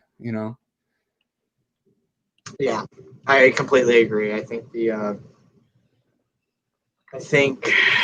it's just a good place to be. Looking for a shutdown inning here from Sandy after that much stress on Hendricks in the last inning. If he can get these guys out 1, 2, 3, and get the Marlins offense back in there, they might be able to scratch something together in the next inning. I mean, you've seen it so many times when you can run a pitcher's pitch count up in an inning. You might not get him that inning, but you can get him the next one. We've seen that a couple times this year. So hopefully Sandy can have a shutdown inning here and keep his pitch count low, because you look at the Marlins bullpen, you really only trust like 5 guys out of that pen maybe. And if Mattingly has to burn through too many of those guys here today, you worry about the rest of this series moving forward. But Sandy's got to go at least another 2 innings, I would imagine. Sandy strikes out Caratini to start the inning. I'm running to the bathroom real quick. Hopefully if I miss something, I'll be so disappointed. Listen, if they score while you're gone, you're not coming back. I'm not coming back. I'm not coming back if they score while I'm gone. I'll be right back, guys. All right. So we are in the bottom of the 5th. The Cubs are hitting right now. There's 1 out. What happened there, David? I'm still in the middle of the bat. What happened with Victor Caratini? Just grabbed my mask, but a ground out to Sandy. 2 outs. Oh, there we go. 2 outs. Okay. Where can you watch the game? Where, depending on where you are right now, MVB. If you're here in South Florida, it's on ABC. ABC, yeah. So you get wasted opportunities to put runs on the board. Crucial in a best of 3. That's our man, Mr. Manny Chang. You're going to listen to him later in the post-game show with the guys with the Miami Heat. He's going to be there, ABC locally. Thank you, Manny. Manny, you can join us too. You want to join us? Let me know if you want to join us. We can, because I know you love the Marlins too. You just don't talk about it live. So get here with us. If you want me to, I can send you the link. Yeah, that's the idea, right? To have fun too, because it's been a hectic week, man. I'm tired. Yeah. I'm exhausted. I feel like I'm in the middle of the spring training right now. No, listen, it's going to hit us tomorrow and the day after. I mean, this Heat game is scheduled for 9 o'clock, but the NBA, they're not going to start at 9 o'clock. No, we know that. That's the bad part. 10:30 before that game really gets going, so It's and it hurts for people like me that have to get up early and do my job. So it's 7:45 in the morning. Right. What happened? Don't owe me. Home run. Home run by who? Looks like Ian Happ. Ian Happ again. So he's one of the only guys that have been able to actually get good contact against Sandy today. Let me. Yeah, he had 12 homers for the year. He led the Cubs with 12 homers this year. He led them with 28 RBI. He just got a hold of one, and it carried. It carried just far enough out to left field. So it looked for a minute like Dickerson was going to be able to have a play, but just far enough. That's too bad. I'm trying to check the exit velocity for this particular at bat. Let me go back to the home hitters. That's too bad, man. The Sandy's cruising. Still a good game though. It's a Yeah, no, 1-0. listen, he's pitching really well. I'm not really sure if that was a mistake. Maybe it was just a good piece of hitting by Happ, but he got a hold of one, Yeah. and the Marlins offense is going to have to respond at this point. Down 1-0 here. Sandy's got to dispatch Anthony Rizzo before the offense can come back on the field. So that was a 98.9. That is Jason Hayward he hit it 107.9 that we were talking before, but it was a ground ball. So this one, which was 98.9, with a 31-degree angle coming off the bat from Ian Happ, and it went 360 feet. Just enough, like you said, just enough to make enough, man. Just enough. I mean, he gets Rizzo to pop up. Yeah. So look at the guys in the bullpen. So Manny has a point though. It was a 1-2 pitch, and it was down the middle, not the location you want for a pitch in that account. Yeah. And then Alex Chavez says he's had a great year. And yes, we were talking about how he's the best hitter in this lineup. I mean, Sandy has been maybe running away from Schwarber with the 2 walks, but actually Happ is the one that has been doing the damage this year. Yeah, Happ seems to be their most productive bat. I mean, Hayward has the best average out of the regular guys, but Happ has been the most productive with his 12 homers and his 28 RBI.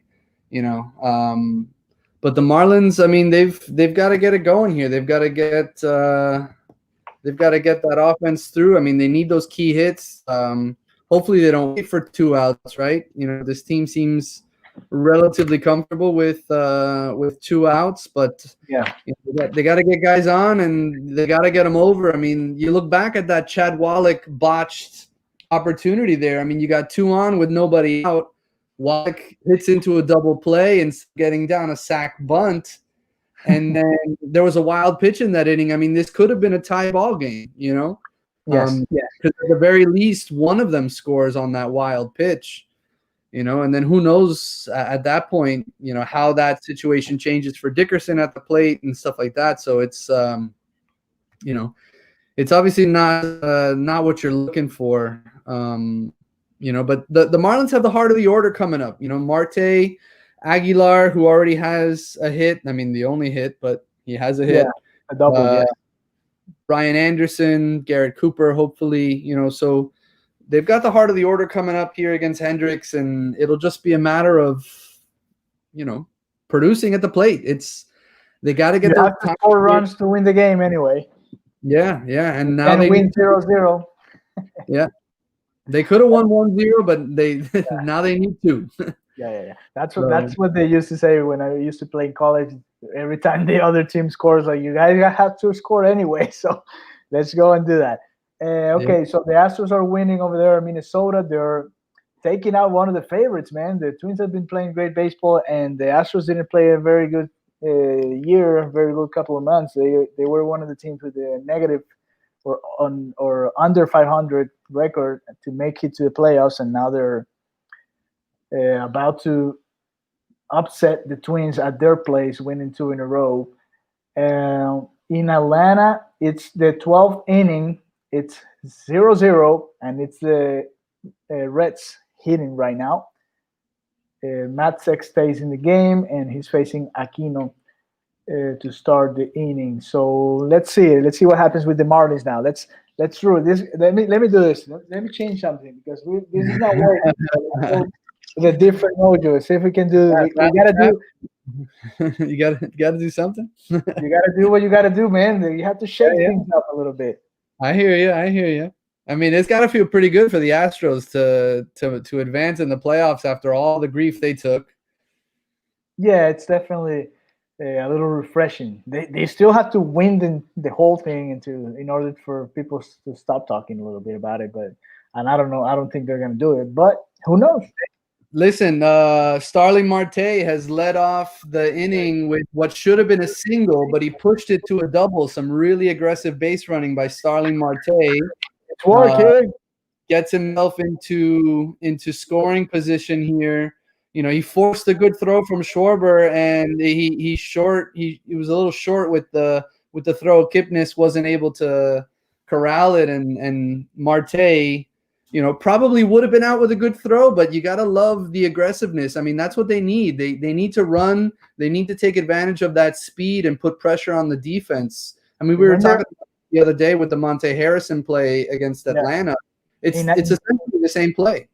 And in that same series, Marte did the same against Duval, and Duval threw him out, but it was a very close place at second. So knowing that Schwarber is in left field, Schwarber sucks anywhere. He used to be a catcher. They're putting him on left field because they don't have any other options. He should be a DH. And so I like it. I love it. I love it that we're aggressive. And the ball was really close too. So I'm just watching it. And you know what? If Javi Baez is taking that throw, it's an out. I think probably. Ian Happ just couldn't handle the throw. But I have Kipnis.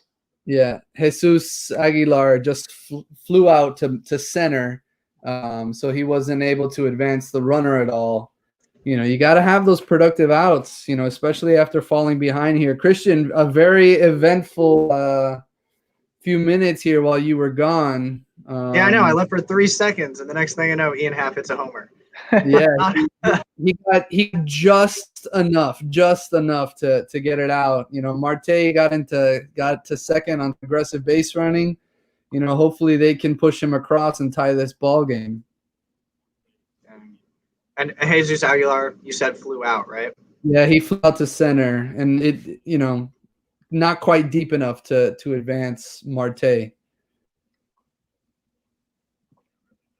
So.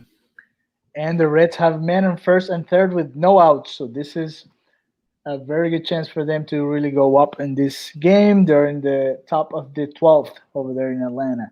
And Aguilar, you know what makes me mad with this at-bats with Aguilar? That he's so good going the other way, and with that slow pitch in the outside of the plate, he should have just gone that way, ground ball to second or base hit, whatever. But he's good enough to do that. Yeah. But anyway, we still have a man in scoring position, so we'll see what Brian Anderson can do. He didn't look well in the first at bat, so a little redemption time.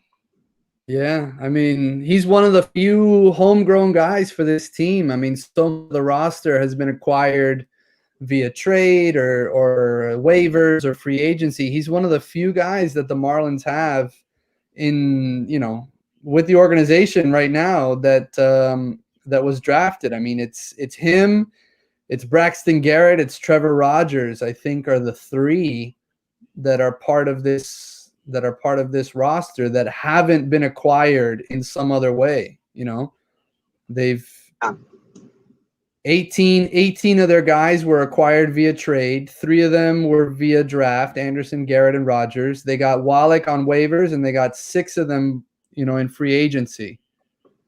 But BA strikes out. So second strikeout for Brian Anderson. He hasn't been able to really put the ball in play. He's been struggling. We saw a couple of swings here he missed a couple of fastballs or a sinker, whatever Hendricks throwing there in the outer half of the plate. He's been just missing those pitches all day.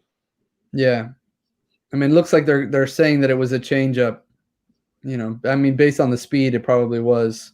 But he was reaching on that. I mean, but that happens to Brian Anderson, right? He gets frustrated. He falls into some of these funks where he just becomes really unproductive. And this is not the time for Brian Anderson to slip into one of those funks at the plate, because I mean, it's not going to get any easier tomorrow with Yu Darvish on the on the mound. It is not. Alex says the professor is dealing. Yeah. So Kyle Hendricks getting out of this jam.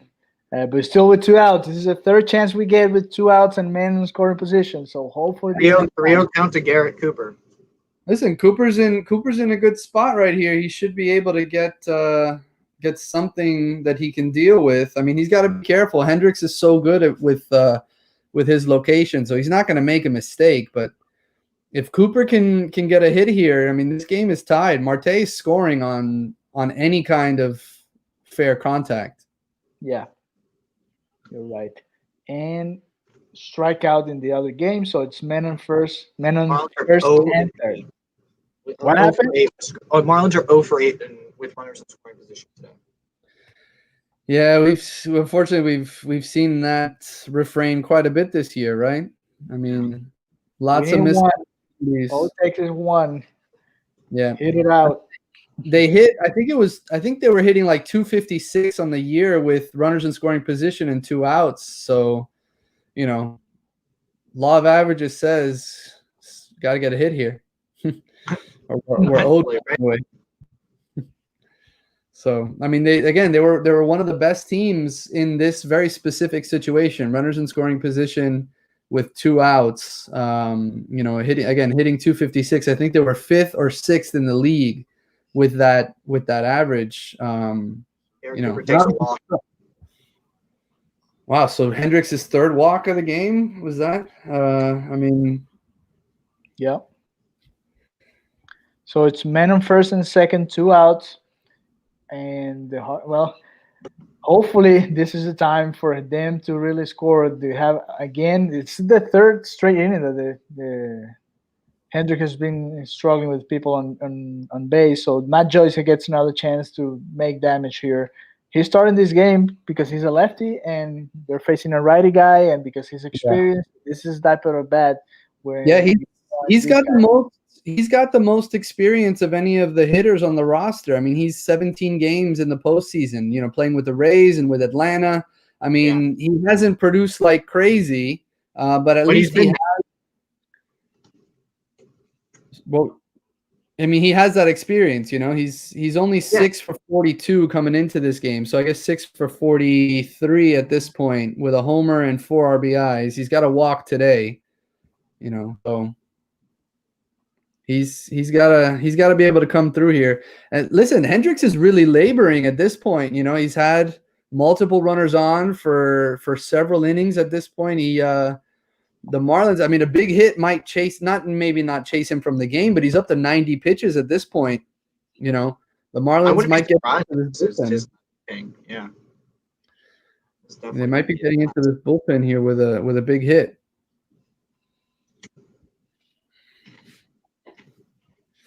I mean, behind Joyce is Birdie in the lineup, so as long as it's not Chad Wallach, I'm feeling confident. Wallach isn't too far away, unfortunately. But listen, if this inning gets Wallach, that would be a good at bat for him. If this inning gets to Wallach, that means something good has happened. Yeah. So, hopefully it does. And Hendricks 2-0 just throws a nice changeup in the zone. This guy is so good. Yeah. All right, 3-1. It says he walked 2 or fewer bats in each of his last 41 starts. It was the longest streak for the Cubs since 1893. Today's 3 walks and a hit by pitch. Yeah, I mean, That's something that you didn't necessarily expect from him, but Yeah. And Hendricks gets out of the inning. Fly ball. No. What happened? fly ball. Fly ball. So in a 3-1 count, right? Yeah. A change up in the 3-1. So third straight inning that the Marlins strand some runners, and it's still 1-0 after 5.5 over there in Wrigley Field. Atlanta, it's men on first and third, 1 out, 3-2 count for Barnhart. He's been fouling off pitches. This is a very exciting moment of that game too. And well, Sandy has to keep him real close so we get another chance, because we're gonna keep getting people on base. So hopefully we can do that.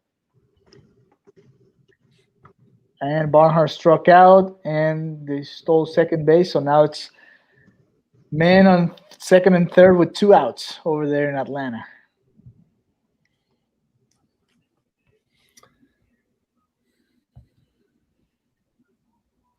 And Royal Couriers gives us the numbers: 0 hits in 9 at bats today with runners in scoring position. No bueno. No, definitely not. Yeah. Definitely not. But listen, this is the thing that we were worried about, right? With this offense, that they fall asleep essentially. They can't get the hit when you need it. The Cubs, they've gotten the one hit that they need. There's no more pressure on the Cubs offense at this point, at least not until the Marlins break through. All of the pressure has shifted at this point to Sandy, right? Because he's got to shut the Cubs down so that the offense gets another opportunity. Because unless David Ross goes to the bullpen here with the next inning, it's hard to see that the Marlins are struggling with Hendricks. And even the contact that they're making. Marte's hit was pretty well struck, right? And Aguilar's was okay too, but they've gotten very little hard contact off of Hendricks all day. So you're hoping for just another look that they can find some sort of rhythm. But we've seen this too often from this club this season. It's obviously frustrating.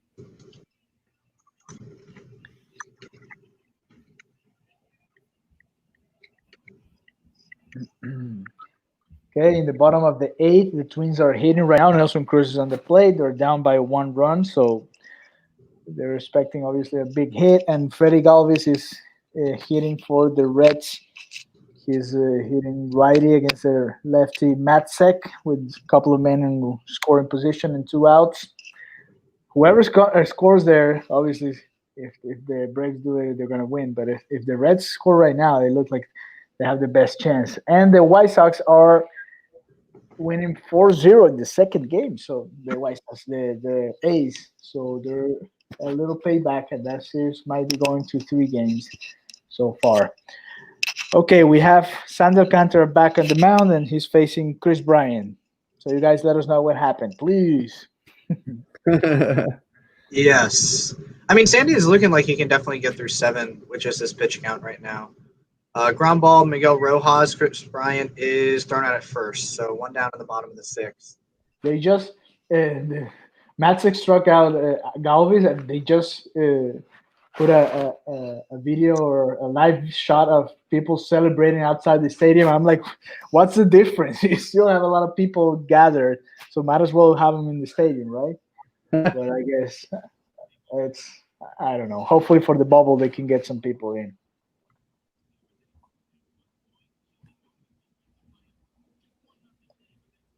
Okay, and here I have how the runs happen. It was a home run by Marcus Semien, so the game's 4-0 for the A's. Well, you just saw it, I guess.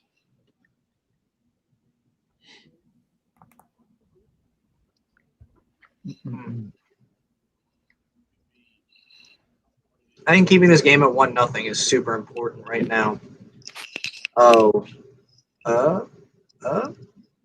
Deep fly ball to right field. Matt Joyce gets it on the track. So 2 down for Sandy in his 6th.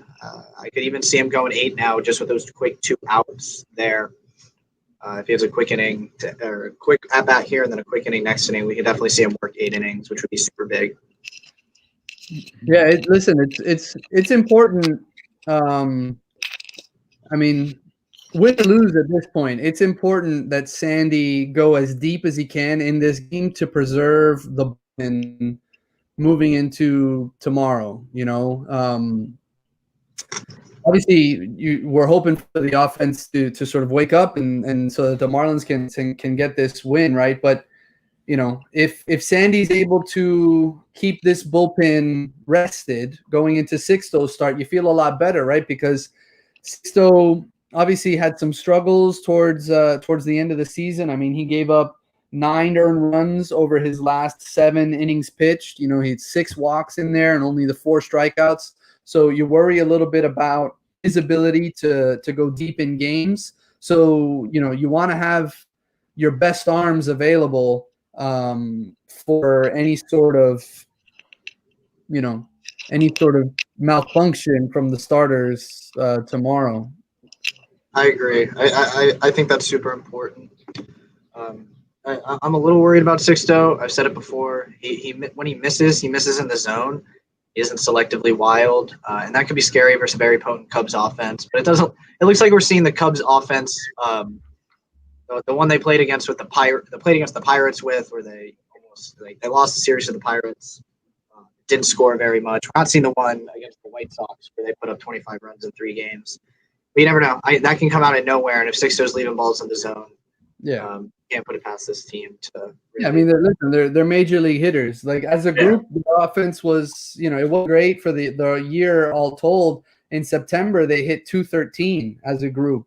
So their on base was 302. They slugged at 343. So, those are not impressive numbers. And I think if I heard it correctly, I think they were below 500 over their last 40 games. So this is a team that can be beaten. But the Marlins offense needs to wake up here.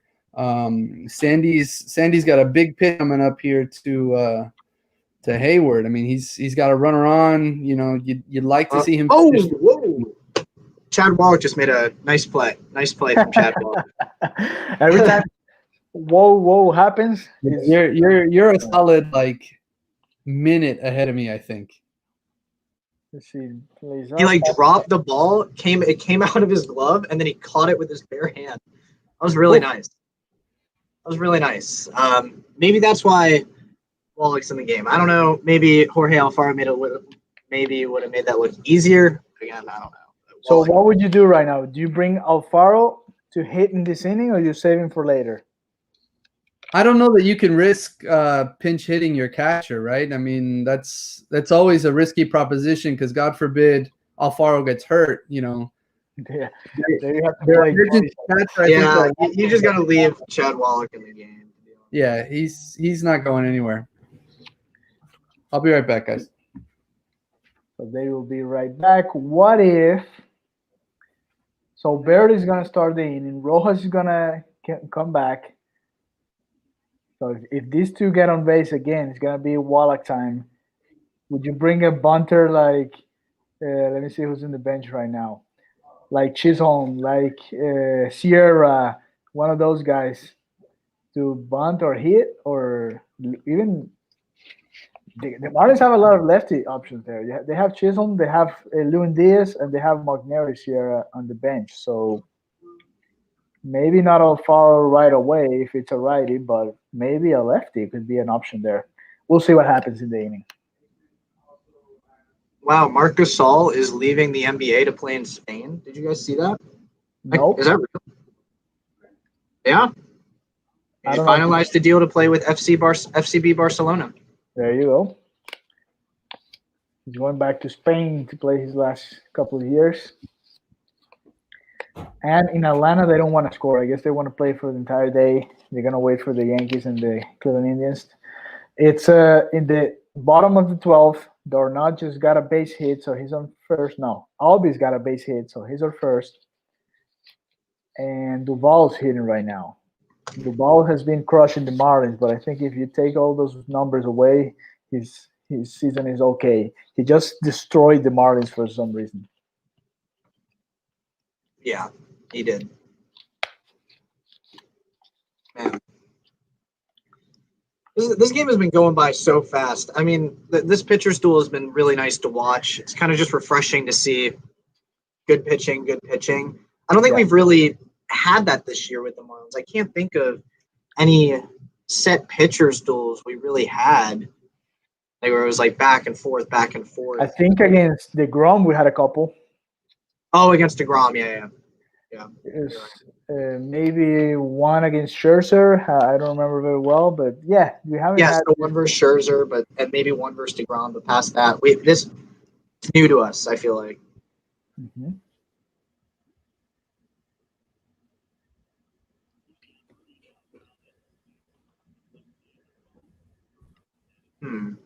Okay, so from the Department of Bad News, when trailing after 6 innings this year, the Marlins are 1-26. Well, at least there's one right there.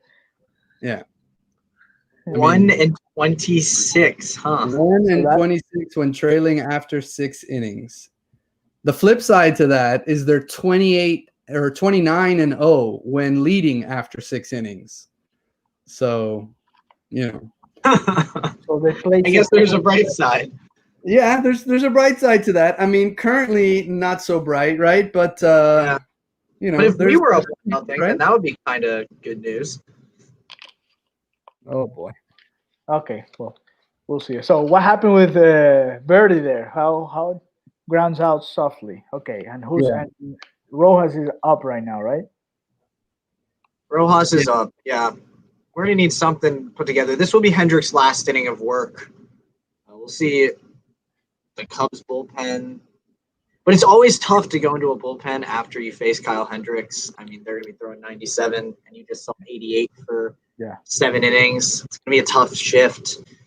We'll have two, at least in the 8th and 9th. If this doesn't go well, we'll have the 1, 2, 3, 4, 5, 6 coming up. So we'll have the meat of the lineup to try to put something together. By the way, Hamilton is in center field and Happ is in left field now. So Schwarber's out of the game. They're going for defense now. Yeah, that was defensive. I mean, Miggy Rowe, singles. So that's good. Man on first, one down. Got the boy Chad Wallach coming to the plate. Oh man! Hopefully, hits a double or something. Miggy Rowe had a couple of solid contact today. A couple at bats with some solid contact. That was a liner off the bat. That was really nice. Yeah. Good to see. Let me see how hard was it. Let's go to the numbers. 102.2, so 102.2 miles an hour coming off the bat of Miguel Rojas.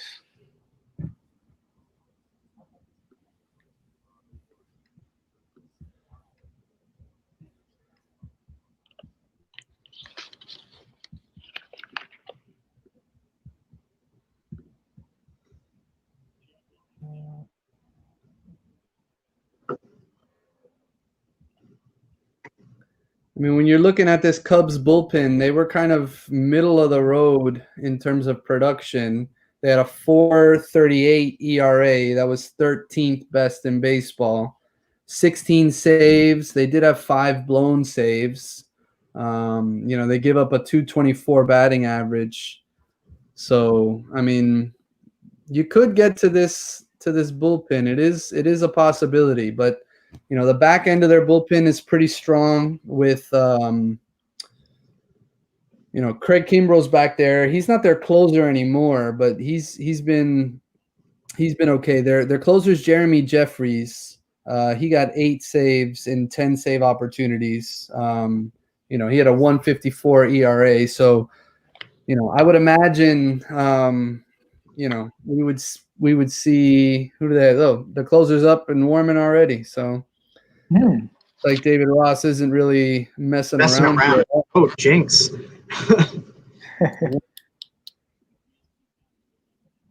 I mean, this is what this that would be a 2-inning save for him if he comes in the 8th. Let's see. I wonder if he did that at all during the year. Probably not. Like Kinsler did last series against the Yankees. Oh, Wallach with a single to right, man on first and second, one down at the top of the lineup. So Jeffries had one game where he went 2 innings, and that was in a loss against the Brewers back in August. But he has gone more than 1 inning on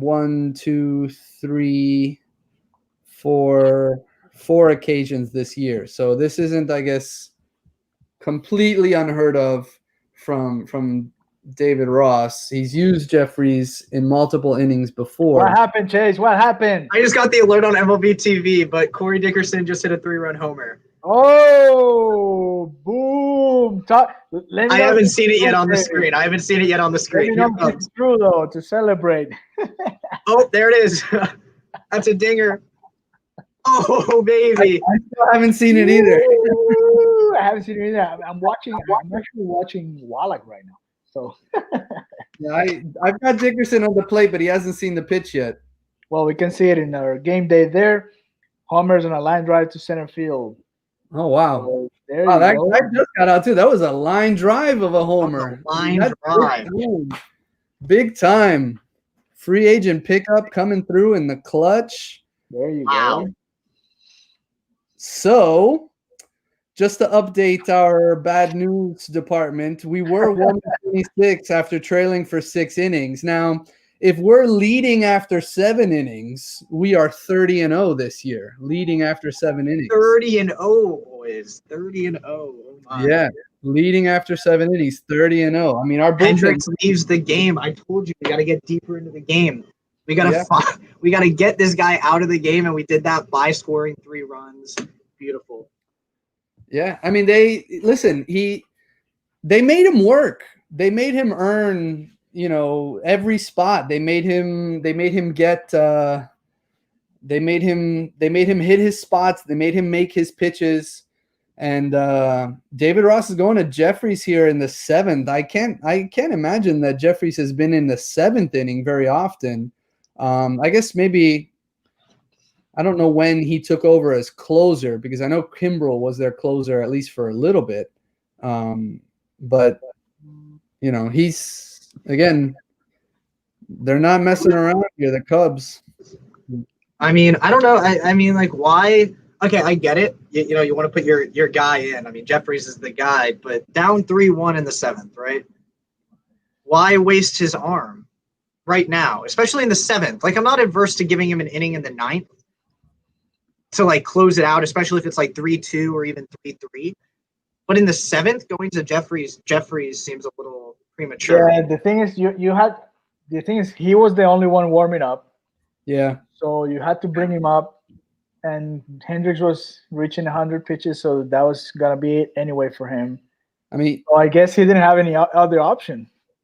Jeffries is their best reliever, and I think he's their best reliever probably by a pretty good stretch. Kimbrel has struggled this year quite a bit, although he's been better towards the end of the year.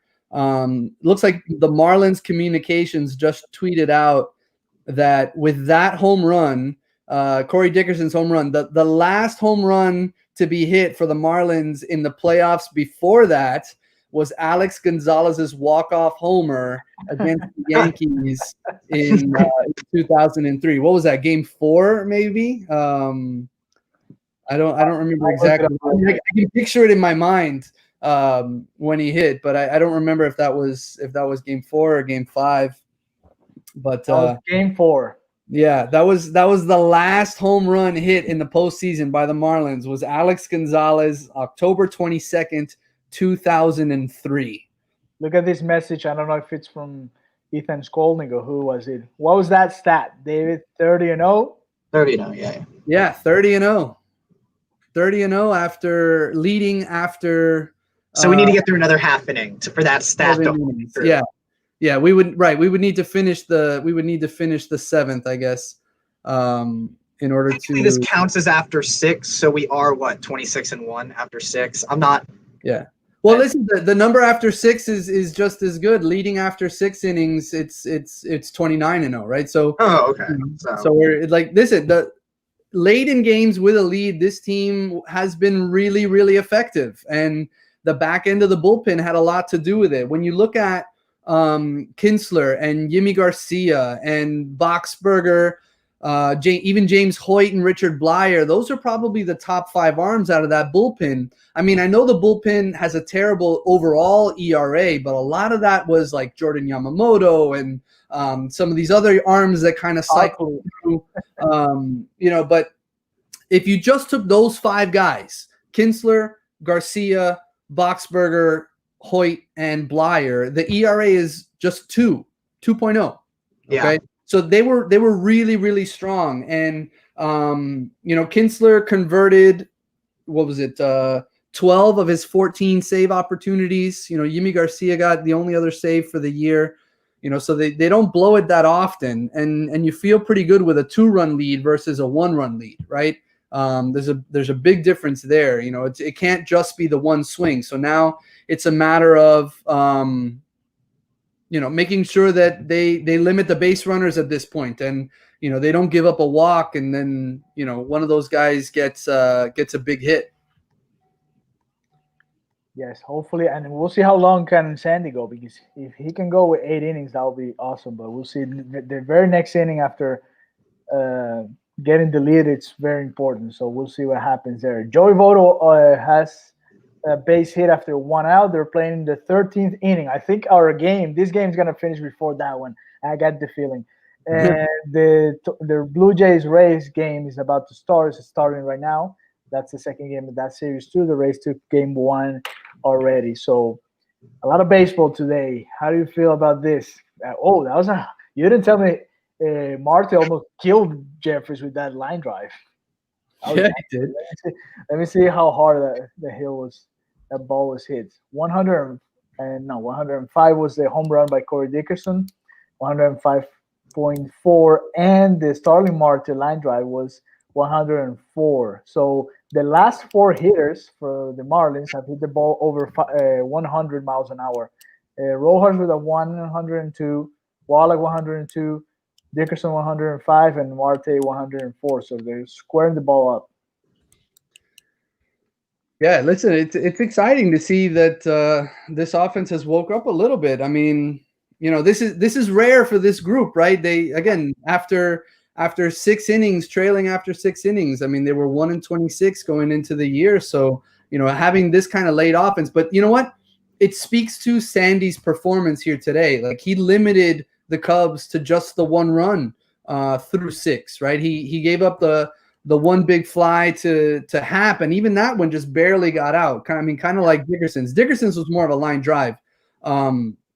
But it speaks to Sandy's performance here today. And for him, if they're able to lock down this win, you got to feel so good for Sandy as the ace of this staff, and really maturing and becoming the pitcher that so many people had envisioned. I mean, he obviously didn't like to hear that Sixto was the ace, right? He didn't want to hear that he wasn't the top guy in this rotation, and he's pitched really, really well today. He didn't even let his mouth speak for himself. He didn't go out. I don't think he went out and was like, I'm the ace. I mean, he's let his game speak for it. These past few outings, he's been the ace, and you can't see it any other way. And especially today, it looks like he's going to go, 7 or 8 innings of really good pitching, coming off a game against the Yankees where he only allowed 2 versus arguably the. Oh, guys, you're going to be really excited in a second. Well, it says you're going to be really excited in a second. In play run. I won't spoil it this time. I just got the MLB TV update, boys. Oh man. I am Jesus Aguilar. I'm so far behind here on my stream on my iPad. It's killing me. I mean, I'm glad it's a good thing, but Ooh, I just saw Aguilar going the other way. The ball is back.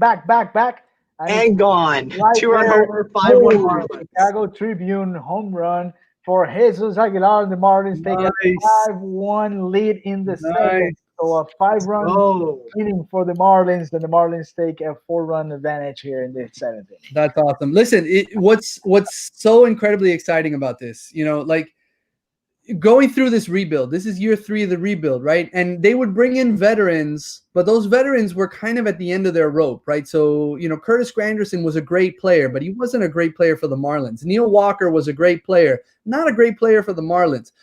The fact that they brought in Corey Dickerson and have him produce arguably the biggest hit of the year, right? With his 3-run homer. And then to claim Jesus Aguilar off waivers and to bring in another veteran bat like that into this line, and to see those guys producing here in the postseason, in the first playoff game for the Marlins in 17 years, it's so great to see. It's so great to see.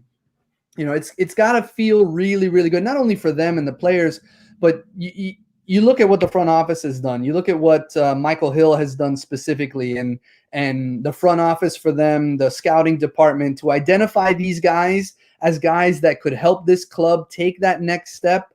It's so important, right? Because without this veteran leadership, and make no mistake about it, Jesus Aguilar has been a leader from the get-go with this club. Yes. It's and then to see him produce and to back that up and to play with the joy that he plays with, it's so fun and it's infectious for them.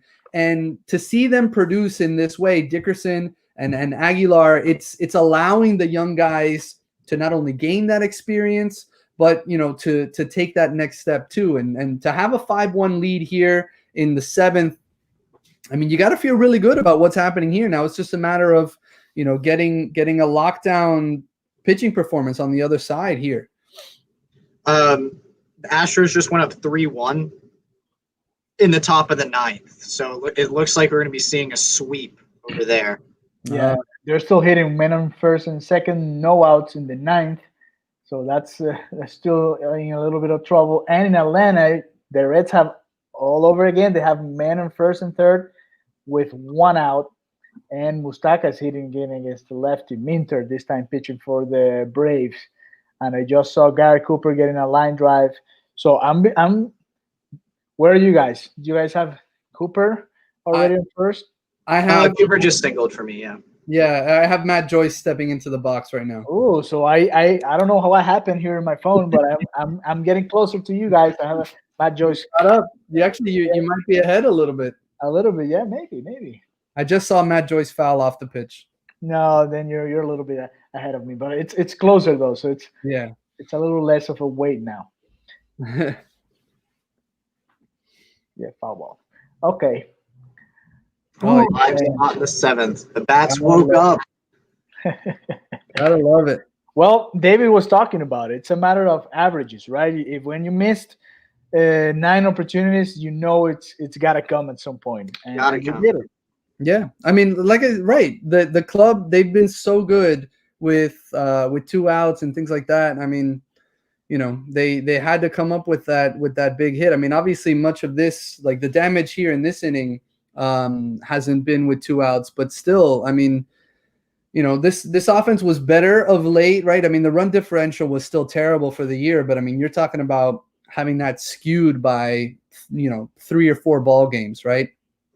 So the run differential, especially in a 60-game season, it's hard to take it too seriously, and I know people will point at it and say, oh, -41, the Marlins don't deserve to be there. I mean, obviously they do. They're going toe-to-toe here with the Cubs, who won the NL Central. They've got a commanding lead at this point in this ball game. So they're if the pitching can do what it's supposed to do and what it's done all season long, the Marlins are going to secure their first postseason win since 2003. Yeah. So it's looking good right now. But again, just as quickly as we put up 5, I think the Cubs can put up 5. So we're going to have to. Oh, absolutely. It's a matter of, can the pitchers make their pitches at this point? Yeah. I'm inclined to agree with you that Sandy will probably be out here again. It's been a long way though. But it has, right. I was about to say that it's been a while since he's been on the mound. But I would imagine he's going to get that bullpen up and warming. And so the first sign of trouble from Sandy at this point. Thank you very much. He probably goes to depending on the lineup, I would imagine Boxberger or maybe Blyer coming out first. James Hoyt if it's a tough spot, and then I would imagine Yimmy for the 8th and Brandon Kinsler for the 9th. That would be my guess anyway. Yeah. So you remember last night we talked about this type of series with my friend Zach Gerch, and we were together in Kansas. And we got to watch those Royals teams that they just needed 5 innings because they had such a good bullpen. If you gave him 5 good innings or 6 innings, that was it. Because then they had I remember Kelvin Herrera coming for the 7th, Wade Davis for the 8th, and at that point it was Greg Holland for the 9th. So the only thing you needed was 6 innings, which is what you got today from Sandy. And you mentioned all the names that you have there. So we'll see. Like, I agree with you. Mattingly should have one guy already just stretching out there, getting ready to be ready, because you can't miss this one. Winning by 4 games in this type of playoff series, which is so short, you have to be ready to use your bullpen right away. If 1 or 2 guys get on, that's it.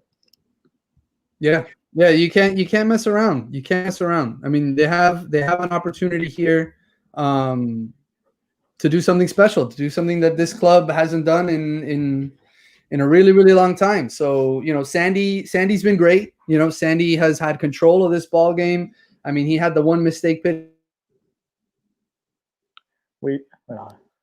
I lost Davey. I don't know if I think.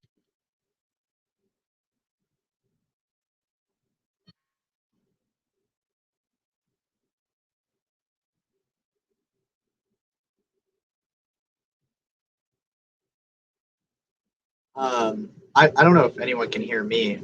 It looks like everyone froze right now. Okay, we're back. Don't worry. We're live. Okay, and so I wasn't the one frozen. I thought I was for a second. Maybe it was me. I don't know. No, we're good. We're good. We're back to it. The Chicago guys are trying to mess up our. They're trying to mess with our Get out of here, Cubs. We're fine. The Reds have the bases loaded with 1 out in the 13th inning. They have to score at some point. If we were complaining about leaving men on scoring position, these guys, I'm gonna check it in. No, I can't imagine being a Braves fan or a Reds fan at this point. Like, I would be pulling my hair, especially if you think about it, like for the Marlins after 17 years, that would be crazy. Just that kind of pressure. It would be too much, I think, for me, my heart. Let me check it real quick to see how many runs, because I feel like every inning they have 2 or 3 men on. Let me check real quick. Wait, the Reds didn't score? I saw they had 1st and 3rd with 1 out. Yeah, and they still have 1 out, but bases loaded. Okay, so maybe they'll put some up on the board finally. That has to be a fun game to watch. I mean, I know it's been going on for 4.5 hours, but if you like pitching, that game has to be a good enjoyable watch. Yeah, I mean, the flip side is this game is kind of cruising along. I mean, it's slowed down a little bit here, but I mean, we're at the 2.5 hour mark. Looks like Lewis Brinson came in for Matt Joyce to start the bottom of the 7th. Sandy is back out on the mound, which is good to see. We'd like to see him go 7 and have Yimmy and Kinsler to finish it off. Yeah, I mean, that's best case scenario, right? I mean, don't even mess around. I mean, you want to have your best pitchers out there, and Yimmy's been so good this year. I mean, he had a sub-1 ERA, a sub-1 WHIP. I mean, he was really, really good this year. So the Reds are not that bad. They're 1 for 10 with running scoring positions, but they have 10 men left on base so far. I thought it was more. I don't know why. I guess it's been in the later innings and not so much in the early innings. Whoa. Get this. Marlins Communications just tweeted out the following. I'm going to read it word for word. Are you ready? Yes. The last time the Marlins scored 5 or more runs in an inning in a game was October 14, 2003 at the Cubs when the Cubs scored 8 runs in the top of the 8th inning of Game 6 of the NLCS. I think we all remember that. Our Cubs fans remember too. Yeah. So, yes, those are great memories for Miami fans. Javi Baez flies out to start the bottom half, 1 down. Quick 5-pitch AB for Sandy, so that's good to see. Definitely. I mean, I think if Sandy gets through this inning under 100 pitches, which again, he's at 92 right now, but I think if he's under 100 through this inning, I think you gamble it and you put him out there for the 8th. I mean, I'm willing to agree with you because he wants this, right? He wants this maybe more than almost anybody, right? And he wants the ball. Down to Martini, 2 down in the 7th. Yeah, we saw him like upset with himself after getting pulled in the Yankees game. So he definitely wants this, and if he can save the bullpen for like a full on, like for a whole nother day, that sets the Marlins up for success moving forward, right? Because honestly, we want to see the best out of Sixto tomorrow, but we don't know. We can't guarantee his performance. You want to be able to get those wins, and if he can finish this one, I mean, that would be something else to have your playoff debut be this performance, with against a team like the Cubs too. I mean, they haven't had the best year when it comes to hitting, but it's still the Cubs, and all 9 of these guys can swing the bat. So I don't know. Sandy's been showing up in really, really important moments. Yeah, like you said, I mean, this is an experienced lineup. They didn't have a great season, but these are guys that have been there before. These are guys that have had success. So to see this kind of performance from Sandy, I mean, as a Marlins fan, it's great to watch. It's great to watch because not only is this happening right now, but you can only imagine. I mean, he's only 25 years old. He's only getting more mature, and he's going to get better. Moving through, he's not even in his prime yet, if you think about it. So to have this kind of frontline starter moving forward is exciting to think about for Marlins fans for sure. And the Marlins just scored right before the shadow went in, because right now it's very hard to hit with that shadow in the middle of the thing. What happened? I don't know if you guys saw that. Whoa me. What, the camera moving? Did he freeze? What happened, Christian? You can't react like that, man. He said, "Wait, what happened? What happened? Sorry." No, you said wow, and then Alejandro and I were both like, "Wait, what?" No. It gave like a view of the back of the stadium, and it's so windy that the top of the stadium is shaking, like violently. And guess what? The Reds couldn't score. They had bases loaded, 1 out. They didn't score, so they have 11 base hits, and they left 3 more, so that's 13. Yes, here's a comment from Randy. Reds still didn't score. What a joke. Yes, it's been a struggle for them. They should have won this game already. Yeah. It's sounds like they won it a couple times. Yes. But that's what it is. It's baseball. You have to score. And look, Mattingly pulling Sandy after the walk with 2 outs. I mean, he's at 100 pitches, so You know what? I agree with this call. This guy already hit a home run. Why not bring and you can bring a lefty here. I don't know if that's the plan for Mattingly, but you can bring a lefty to try to finish this inning off. You could tell that Sandy is not happy coming off the mound. He doesn't want to give that ball up. And it looks like Richard Blyer's the choice. Yeah, he's mad. Look at him. Sandy's always mad, man. He was mad after the Yankees game too. When he came out then. I mean, he's just a fighter. He's probably one of the most competitive guys on this team, maybe in the league. I see it every time he goes out there. He strives for that perfection, and he was pretty close to it today. So, nothing to scoff at. 6 2/3 for the win. If the Marlins hold the lead, he gets the win in his first playoff appearance. That's what Sandy does. That's what an ace does, and we saw that today. So, really good news for Marlins fans. Definitely. Yeah, I mean, So it's really encouraging. Sorry, Alejandro, what were you going to say? no, you go ahead. I'm gonna look up the Blyer stats for this season. So you go ahead. Yeah, I mean, it's just really encouraging the way, like, his development, his the way that he has sort of evolved. I mean, you saw the maturity. He was attacking hitters throughout the year. His aggressiveness is that's been the difference for him. That's been the thing to sort of allow him to take that step forward this season, and it's really great to see. It's really great to see. So it looks like we have Richard Blyer and Ian Happ coming up. Yeah, it's Richard Blyer. He's 1 win, 1 loss this year, 2.16 ERA in 21 games. He's pitched for 16.2 innings, and he struck out 11. That's going to be his first appearance, of course, in these playoffs. Let me see how he did against lefties, because they don't have it here. Ian Happ's a switch hitter, right? I believe Ian Happ's a switch hitter. Could be, yes. And then, if Ian Happ and Anthony Rizzo do get on, though, that's very scary with Chris Bryant looming right after. So the goal for Blyer is to at least get one of these guys out, obviously, because it could be very, very. He did a little better against Riley. Oh, he got the out immediately. He threw one pitch. One pitch. Great job, Richard. Great job, man. While he was throwing that pitch, I was looking up the matchup historically between Blyer and Happ, and Happ was 0 for 1 against him. He had 1 at bat against him back in 2017.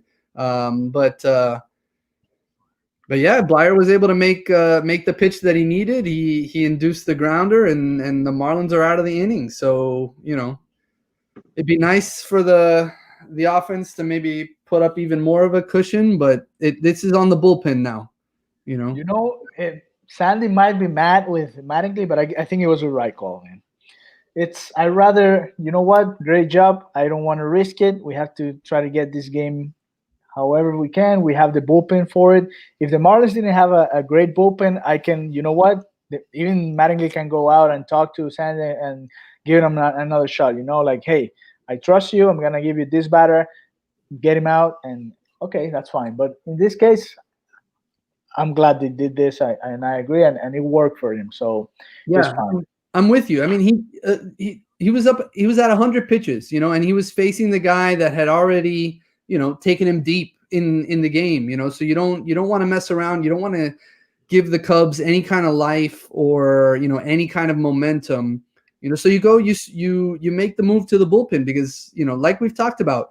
Yeah, the bullpen overall isn't great, but the back end of the bullpen has been really, really solid this year. So, you think about what they're doing moving forward and you think about what they're doing in this game, it's going to be up to those guys. I would imagine that we're getting, Yimi in the 8th and Kinsler in the 9th for sure.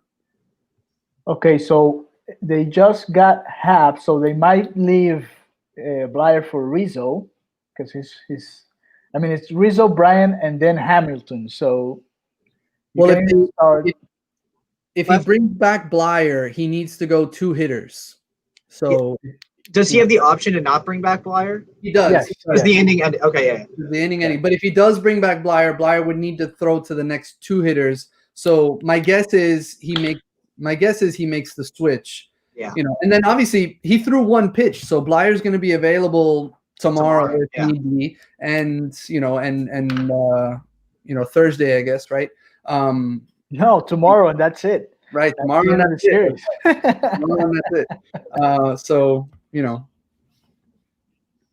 Oh man, who's in the game for the Cubs right now? So the Astros just won, and the Twins are out of the postseason just like that. They lost their 18th game in a row in the postseason. It's unbelievable. And this Astros team, I didn't expect them to win this series, and especially not in a sweep mode like they did. So very impressive for them. They've been there. They may have cheated along the way, but they still know, what to do. I feel like, and the Twins don't at all, as evident by their 18 losses. Clearly. So it kind of was a perfect storm for the Astros to get back on the grind. Obviously, that Astros team probably isn't a World Series team anymore without Cole and without Verlander, but they'll definitely be a tough out. Definitely. And who do they face? They face the winner of which series? The A's and the White Sox. Okay. So most likely, this series will probably be tied 1-1 after today in that series. In the air, right field, well struck, going back is Hayward, gone! That was the Jesus Aguilar home run. I was like, wait, are you ahead or what? No. I'm really Another one? We're saving some runs for tomorrow. Ryan Tepera is the new pitcher for the Cubs. So Jeffries didn't work. He brought his. It's been a weird game, right? Cody Ross brings his best pitcher, and he gives up a homer. And now I don't know how many pitches he threw, but he'll be ready for tomorrow. But still, Didn't throw too many pitches. But Tepera, he gives up the walk here. I mean, he had a 3.92 ERA. He threw 20.2 innings. He gave up a 227 batting average. So he's been one of their more reliable arms. It looks like he does have 12 walks in almost 21 innings pitched. So we see that there, and putting Birdie on the base pass, we all know what that means. Yes, that means we're running. And this type of pitcher, I think that was the guy that he should have brought in the 7th inning, right? Because he just took off and he just took second base. There you go. We knew it. We told you. Yeah, man. Gotta love it. We should have bet on it. Yeah, that was close. I don't know. Yeah, they're gonna challenge that. Ooh, great throw by Contreras there. He's fast. Yeah, it looked like he got him initially to me, but I could be wrong. Let's see. Does he sneak that hand in there? Yes. I don't think it's close enough to overturn. I don't know. Yeah, we've had some issues with replay this year, obviously. I mean, you think back to that 29-9 loss to the Braves. Oh no, he's out, I think. It's pretty close. The good thing is that the official call is safe, so they have enough evidence to overturn it. Yeah. The camera from left field, it looks like it's safe. The camera from first base, it looks like he's out. The camera from third base is pretty close. This is the best view. Yeah, that it looks like he might be safe. That's almost a tie. Yeah, that's as bang bang as it gets, right? Yes. Yeah. And a tie is safe, by the way. Tie is safe because they can't overturn it. So yeah, they called him safe. Yeah, they called him safe. I mean, listen, that's one of the things that this team has that the Cubs don't necessarily have. I mean, the aggressiveness on the base pass, the ability to put pressure on the defense. I mean, it was a great throw. Don't get me wrong. It took a great jump from Birdie in that spot. But you look at this team, you look at the way that it's built, you look at the way that it's played throughout the year, and this is their game, so it's definitely something that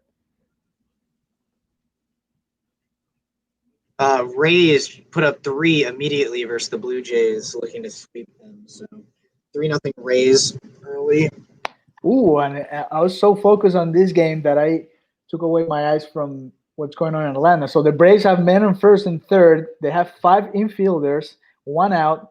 And Garrett is facing Freddie Freeman. So this looks like it might be it for the Reds. They missed so many opportunities, and now the Braves have men in the corner, and we'll see. We have Farmer came as a shortstop, Mustakas, Voto, Suarez, and Castellanos came to the infield too.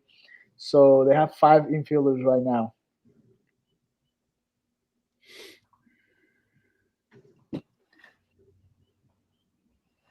Birdie ball, says our friend Royal Courier, what a thief. And Vincent says, anyone notice if Bartman is in the stands? He might be there. He might have snuck in. Oh, that's got to be the third. And he looked like he was gonna try it. Think about it. I mean, they stole home 3 times this year. I don't think any other team. I don't know that the rest of the league combined did that. We'd be fast on those base paths. This is just another run that we can add on. Just a ground ball by Miggy Rowe doing his job or something along those lines. Yeah. I'll take a 5. And game over. The Braves win their first game. Freddie Freeman base hit to center field, and that's what happens when you don't kill these type of teams, right? The Reds had their opportunities in a couple of innings, bases loaded and whatever. Again, people celebrating outside the stadium. I don't get it. Might as well just let them in and enjoy the game live, but I guess that's what it is. The rules are the rules. Miggy Rowe strikes out. Tough pitch. I mean, that was a good pitch. I mean, he did what he you can't really blame him for it. He swung 2-2. He was looking to do it. Yeah. Really good slider there from Tepera. It was in the zone too, so I don't have any issues with that. Yeah. Those Red fans have to be particularly frustrated, and if you're Cincinnati, you throw your best guy out there and Trevor Bauer, and you had an opportunity to win that game, and you can't take it from the Braves. I mean, that's going to be one that's probably going to come back to haunt them a little bit. I would assume so. I mean, you can't have a guy, your ace, go out there and throw 7 2/3 innings, shutout ball, no walks, have 12 strikeouts, and lose. Yeah, like that just can't be a thing that happens for your team. And I think that's almost what we feared. What was going to happen? Maybe not 12 strikeouts, no walks, but something along those lines for the Marlins. And until last inning, I feel like that was happening. So this offense was dormant. Yeah. Well, the bad thing is that Wallach can't even bunt, because this would be a perfect scenario for a squeeze play right now. You're asking too much of Chad Wallach. I know. I get excited, but look, my hat worked, so I'm gonna have to keep it this way the entire postseason now. For sure. No, Wallach. I'm sure he's gonna hit a fly ball deep, and we're gonna score. Don't worry.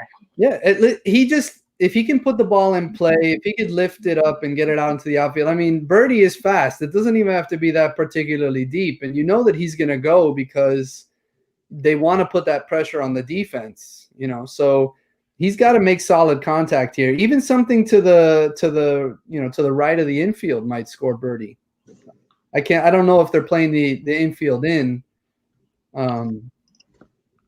I can't tell from the broadcast I'm watching. They should be playing the infield in. They probably should be.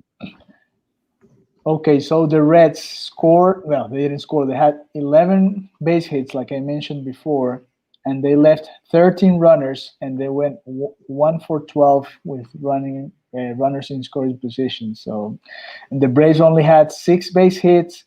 They left 9 on base, and they went 1 for 10, and that one was the base hit by Freddie Freeman. So yeah, I mean that sounds like one of the most frustrating baseball games to watch. I mean, with both teams having that kind of day at the plate with runners in scoring position. Oh, Wallach strikes out looking, but it was a questionable call, I guess. I mean, it was in the zone. You got to be looking for stuff like that. I mean, he's shown slider with 2 strikes almost every AB. Yeah, you got to at least try to fight it off. I guess. Oof, right on the edge. Yeah, that was a great pitch, but it's absolutely a great pitch. And that's a good pitch too to try to hit a fly ball. So he should have been swinging that pitch anyway. Yeah.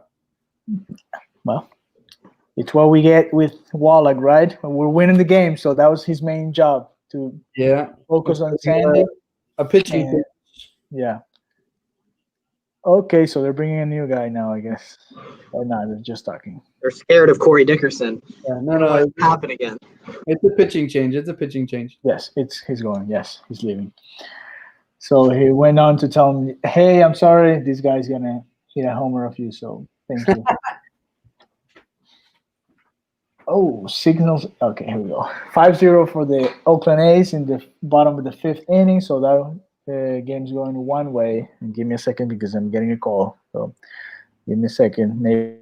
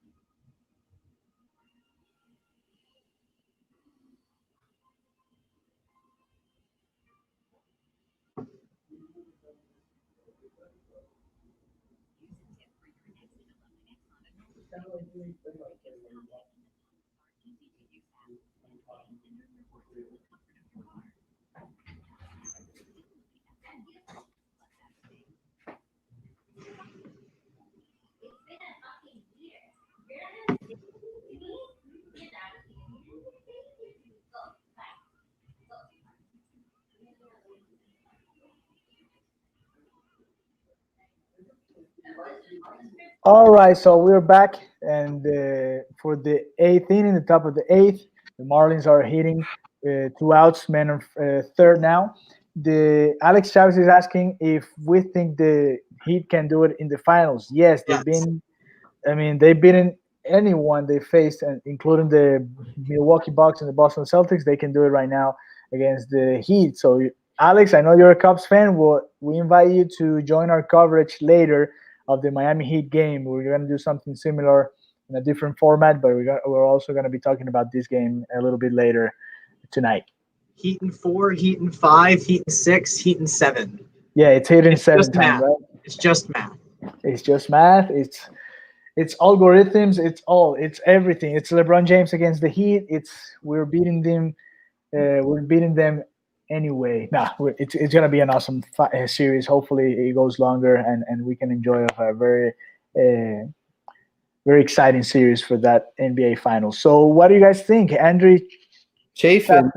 He has a spectacular mustache. I mean, yes, better than Oliver Perez. It might be. It's like a full-on old school, like handlebar-ish mustache. I like it. That's a choice right there. Oh, look at this message from Alex. He misses Jimmy Buckets. Of course, they had him in the Chicago Bulls. That's right. Yeah. They had some, but Butler and LeBron had some great battles when Butler was there with Chicago. Right. Do you guys think the Heat can repeat this success this season? Look, we just started talking about the Heat, and people started to talk about that. Yes, they're gonna. I think they can. I mean, the best part about what the Heat are doing is that, if you look at it, they've had some veterans, right? And Jimmy, he's 31, I think, at this point. But the guys that are like driving this ship, like the engine, it's the young guys. I mean, Bam is really young, and Duncan Robinson is young. Tyler Hero is 20 years old.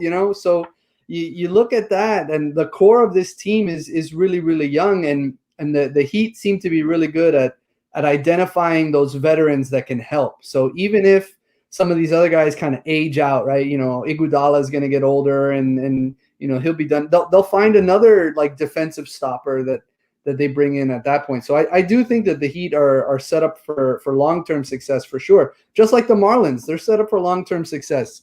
I mean, you look at what's coming in the rotation, and I mean, like we said earlier, I mean, the 3 starters for this series, they're 25 years or younger, and hopefully some of the younger bats for the Marlins start to come through and get going, right? You saw a little bit from Jazz at the end of the year.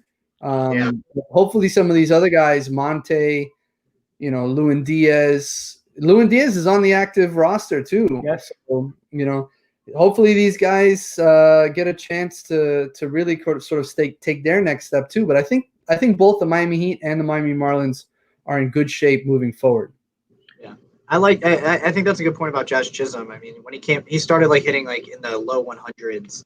And I think for a lot of Marlins fans, there were probably flashbacks to Adini Echeverria, really as a really talented fielding shortstop, but lacked the hitting ability. But he picked it up at the end, which is good. Yeah, we definitely don't want Jazz to be another Echeverria. Holy, yeah. I mean, listen, more power to him. He's still in the league. He's still making plays defensively, but that guy he cannot hit. He couldn't hit. I mean, he was a wizard with that glove, but he could not hit. Boy.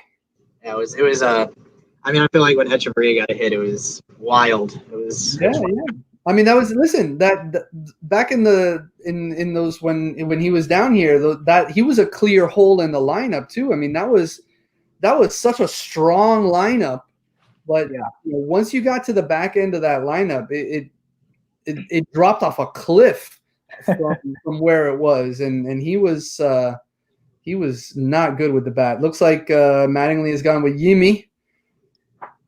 Yimi Garcia, yes. This is definitely the right choice to make. 7-0 Rays, by the way, early. So it looks like they're going to be taking home a clean sweep of the Blue Jays. The Rays aren't going to mess around. Yeah. So Jimmy Garcia this season, 3 wins, no losses, 0.60 ERA in 14 games, 1 save, including 1 save, in 15 innings pitched, 19 strikeouts, and 0.93 of whip. So we have Jimmy Garcia, and Magneuris Sierra is in the game too, playing in left field. So let's check what are the exact movements here. So Brinson is in right, and Sierra is in left for Dickerson. That's it for now. Yeah, that's all like for speed and defense right there. I mean, it's interesting that he went with Sierra instead of Monte. Monte's typically been the defensive replacement, later in the year. Makes me wonder if he's saving Monte to be a pinch runner if he needs it, but Sierra's just as fast, if not faster. But Monte's the better defender, so that's an interesting choice. Missed call there from the umpire, 3-1 to Rizzo. That was a strike, upper top of the corner that he missed. Yeah. All things considered, the home plate umpire has been pretty good here today. We've seen some bad ones this year, but he hasn't been terrible. And especially with Hendricks, who is so deceptive. I think all the strikes that he called, they were strikes. So it's not like Look at the what is that the gameplay that we have on the screen there. Look at pitch number 4, which was called a ball. I mean, clearly in zone. We're very close. Yeah, that's a game day from MLB. High pop fly into the shadows. Mickey Rowe. Mickey Rowe, great play. Great play. That's the wind got a hold of that one. The Big Oof has a question for you guys. How far do you think the Marlins will go in the playoffs? Listen, I think it's matchup driven, right? So I sincerely think that they can win this series, right? If they hang on today, they've just got to win one of the next 2. And I like their odds at that point. If they move into the next round, if they face the Braves, that's going to be a tall task, right? But they have beaten the Braves in the past. I mean, the Braves have beaten them up, obviously, and they've beaten them up for years. But this year specifically, we saw some things from this Marlins group that has been more competitive with the Braves. So that would be a tough one. I definitely think they could beat the Reds. So if the Reds were able to come back and win that series, I think the Marlins could advance to the NLCS at that point. I would imagine that the truck will stop when the Dodgers pull up. It's going to be tough for anybody to beat that club. But again, I wouldn't put anything past this Marlins team. I mean, they have a resiliency that you don't always see from sports teams, and when their backs are against the wall, they seem to play their best, right? I mean, we saw today their back was up against the wall. Hendricks was dealing, and then they broke through in the 7th. So who knows how far they can go. I definitely think they'll win this series. Going into the next one, again, matchup dependent, but I wouldn't be surprised if they make it to the NLCS. And you know what? If you tell me that they make it to the World Series, I wouldn't be surprised either. I think there's one line of like matchups that get us to the World Series. I can't really speak for the AL, so I can't say if we got there what matchup would be best. But I think if we win, the Reds come back and beat the Braves. We play them in the NLDS. We can beat them, go to the NLCS, and then if the Dodgers get upset by either the Brewers or the Brewers, Padres, or Cardinals, if the Dodgers get upset, I could definitely see us winning that NLCS. Yeah, I don't think the Marlins are going to go to the World Series. But adding a little bit to that comment from David, when they lost that game with 29 runs or something like that, they did win that series. So that's what actually matters. I know all those because it was historic, right? Almost 30 runs, whatever. But that was just one loss. They ended up winning that series. So I don't know. It's going to be interesting. We'll see if they can go past the Cubs here. And I think they will lose to the Braves if that's the case. But it's gonna be an interesting run for this young team, right? Because even if they don't go through, it's still a lot of experience going on right now. Oh, great pitch by Jimmy Garcia! Look at that right there. Spectacular pitch. I mean, he froze Bryant right at the bottom of the zone at the knees. A huge pitch. You can't get base runners here. Looks like our old friend Cameron Maben steps into the box, former Marlin. Look at him. Well, he's former half of the league. So. Yeah, former half of the league, right. But part of, I would imagine, the worst trade of all time in that Miguel Cabrera trade. Yeah. I mean, and obviously not his fault. And he has become a legitimate, productive major league player, He just wasn't that in his first turn with the Marlins. And, man, that trade, when you look back at that, when you look back at Miguel Cabrera and Dontrelle Willis going to Detroit for, the peanuts that came back, it's a tough one to swallow. But what's nice is this front office doesn't really seem to be making those terrible trades anymore. I mean, you look at some of the deals that they've made lately, and they've been awesome. They have won so many of these trades as Yimmy dispatches Cameron Maben. I think my most glaring memory as a Marlin fan as a kid, because my family and I had season tickets for like 4 years. I think it was from 09 to 13, I would say, or maybe 09 to just 12, like the year before we. No, 1 year in. But so Jimmy Garcia gets out of the inning, and Chase is going to continue his story. Oh yeah. Right. So I remember watching Cameron Maben, and I don't think as a kid I really understood how bad of a trade that was with Miguel Cabrera. But I was the biggest Cameron Maben fan because his walk-up song for 3 years was "Party in the USA" by Miley Cyrus. And I don't know why that's like most the memory that sticks in my head from going to Marlins games, but it is like my best friend and I, who he lives here with me now, he's my roommate in college. Like we always think back to Cameron Maben and singing "Party in the USA" at like 2009 Marlins games. Yeah, so he had all the tools. He did have all the tools. He did. Worst trade of all time, and it's not even close. I mean, seriously.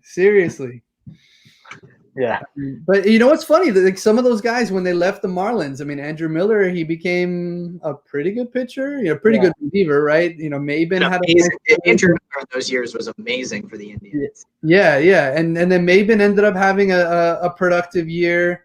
None of those other guys really sort of made it. Burke Badenhop was a decent pitcher for the Marlins for a minute. There was a catcher in that deal for the Marlins too. His name escapes me at the moment. But, it's you look back at it and you wonder, how different would the course of this franchise had been had they been able to hang on to just that young core after the 2003 championship, right? If they hang on to Miguel Cabrera and Dontrell and So the catcher was Mike Rabello. Yeah, Mike Rabello. You had heard so much about. He was supposed to be so good. I don't even know that he made it to the league. If he did, he certainly didn't do anything. I couldn't even remember the guy's name.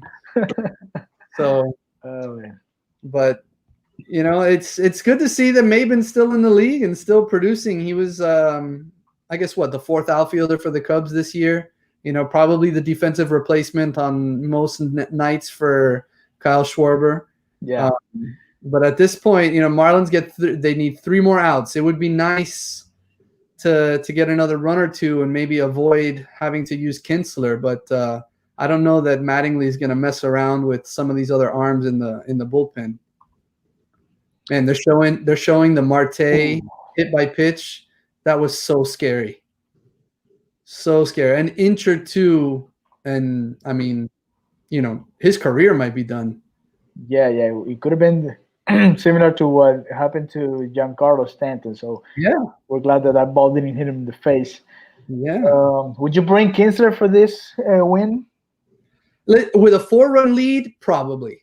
With a 4-run lead, even with an offense in Chicago that isn't like the best in the world. Oof, he just got hit by a pitch again. So it was ESPN's fault. Yeah, definitely ESPN's fault. But if they're able to get across another run here, you would obviously feel a little bit better, going to somebody besides Kinsler. But if you look at the Cubs lineup, I mean, they have Contreras, Hayward, and Javi Baez coming up. So those are all guys that can hit. Those are all guys with experience. Obviously Baez hasn't had a great year, but he already has a hit today. Jason Hayward has been one of their most consistent hitters. So if it's a 4-run lead, I'm definitely bringing Kinsler in. If they could push it to 5 or maybe 6 runs, then maybe you can go in a different direction.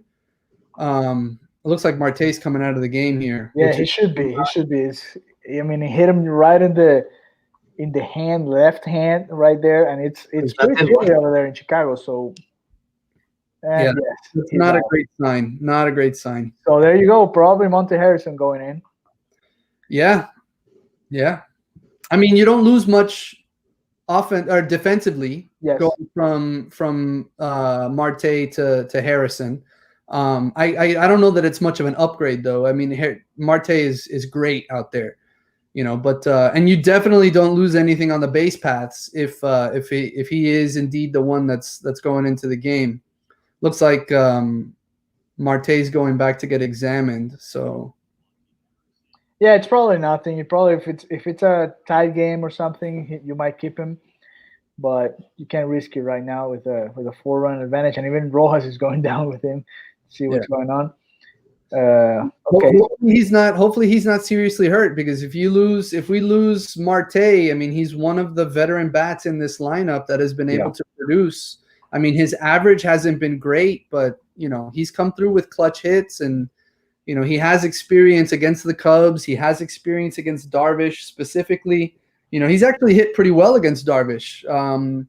Starling Marte is 4 of 11 with a double and a home run against Yu Darvish in his career. So, if he's not in the lineup tomorrow, you worry a little bit about, because we've all seen Harrison's struggles. I mean, I would imagine Mattingly would go with Brinson at that point, and then figure it out from there. But, hopefully it's not a serious injury for Starling Marte.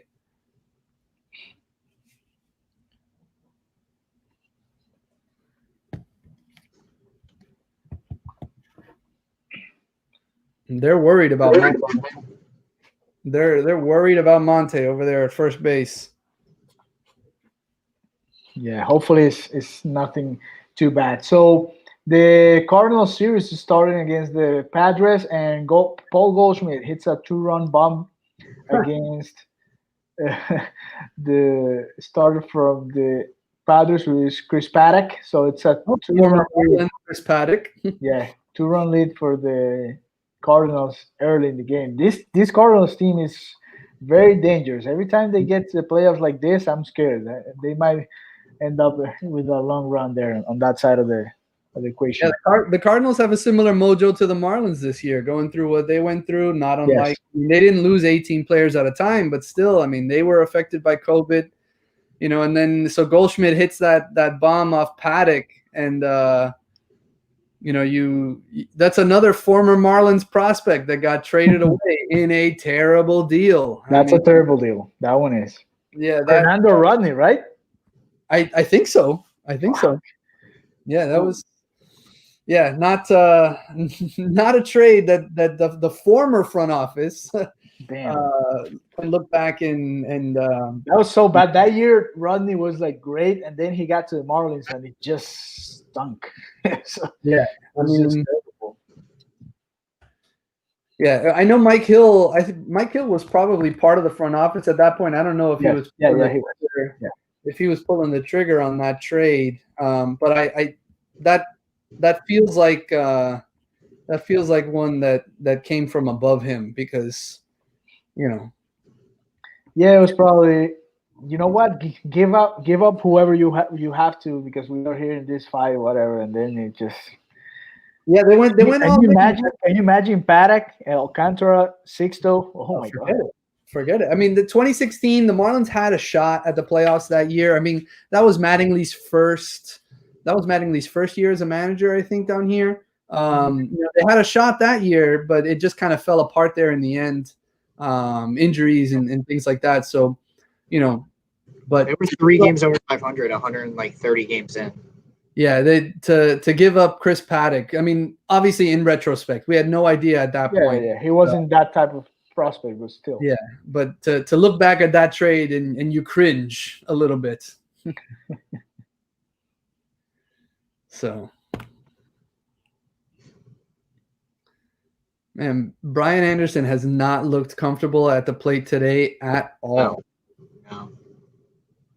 He is confused. Yeah, he's frustrated. He's not happy. Obviously not happy with that strike call, but just I'd like to see him get a hit here, if nothing else, just to get on the board, for him moving forward, because we really can't have Brian Anderson fall into a funk here as we're moving through the playoffs.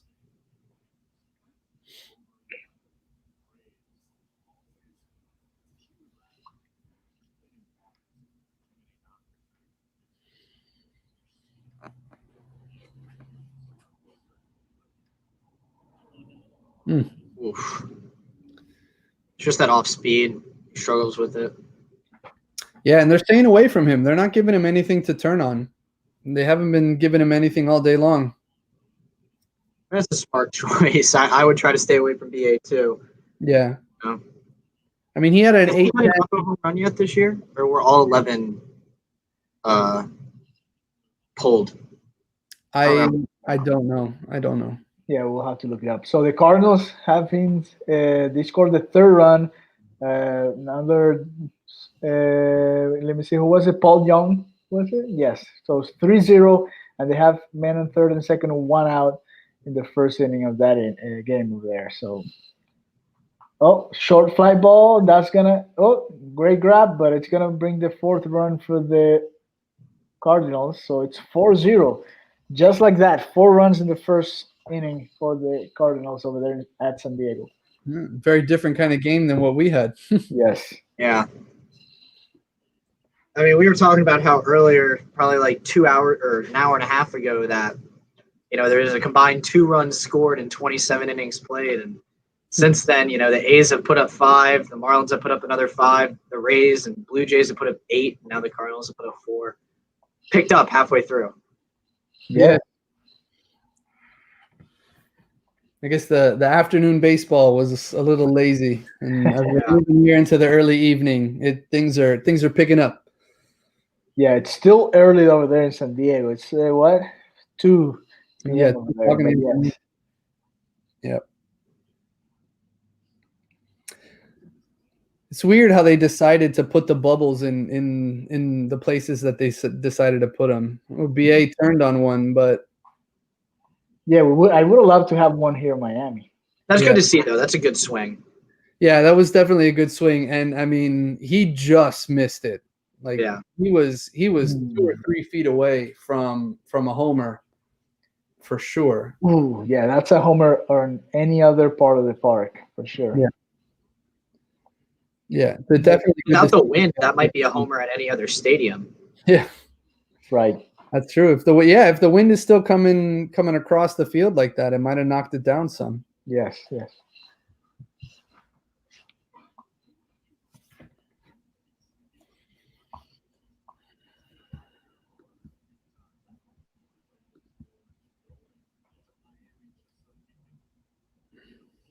Dan Winkler, their pitcher here, he was pretty reliable for the Cubs this year too. I mean, he had a 2.95 ERA. He pitched 18 and a third innings, where he registered 18 strikeouts on the year. So he was one of their better arms too. You know, it's David Ross obviously trying to keep things close. You know, try to rally here in the ninth. You know, and so it's going to be up to Kinsler to shut the door, I would imagine, unless Cooper can get a hold of one. Yeah. They haven't shown the bullpen, so we don't know. I mean, my guess is he's warming Kinsler and then maybe Hoyt as well. Yeah. I mean, it wouldn't be weird if he brings Hoyt too, because it's a 4-run lead. Yeah. Bring your guy and then have the closer just in case. But if you don't want to risk it, bring the closer. I mean, it's the first game of the playoffs anyway. So yeah, and I can't imagine that he would go back to Yimi for a second inning. There's just no point. Yeah, it's been such a long wait. You know, this inning is kind of drawing on. You know.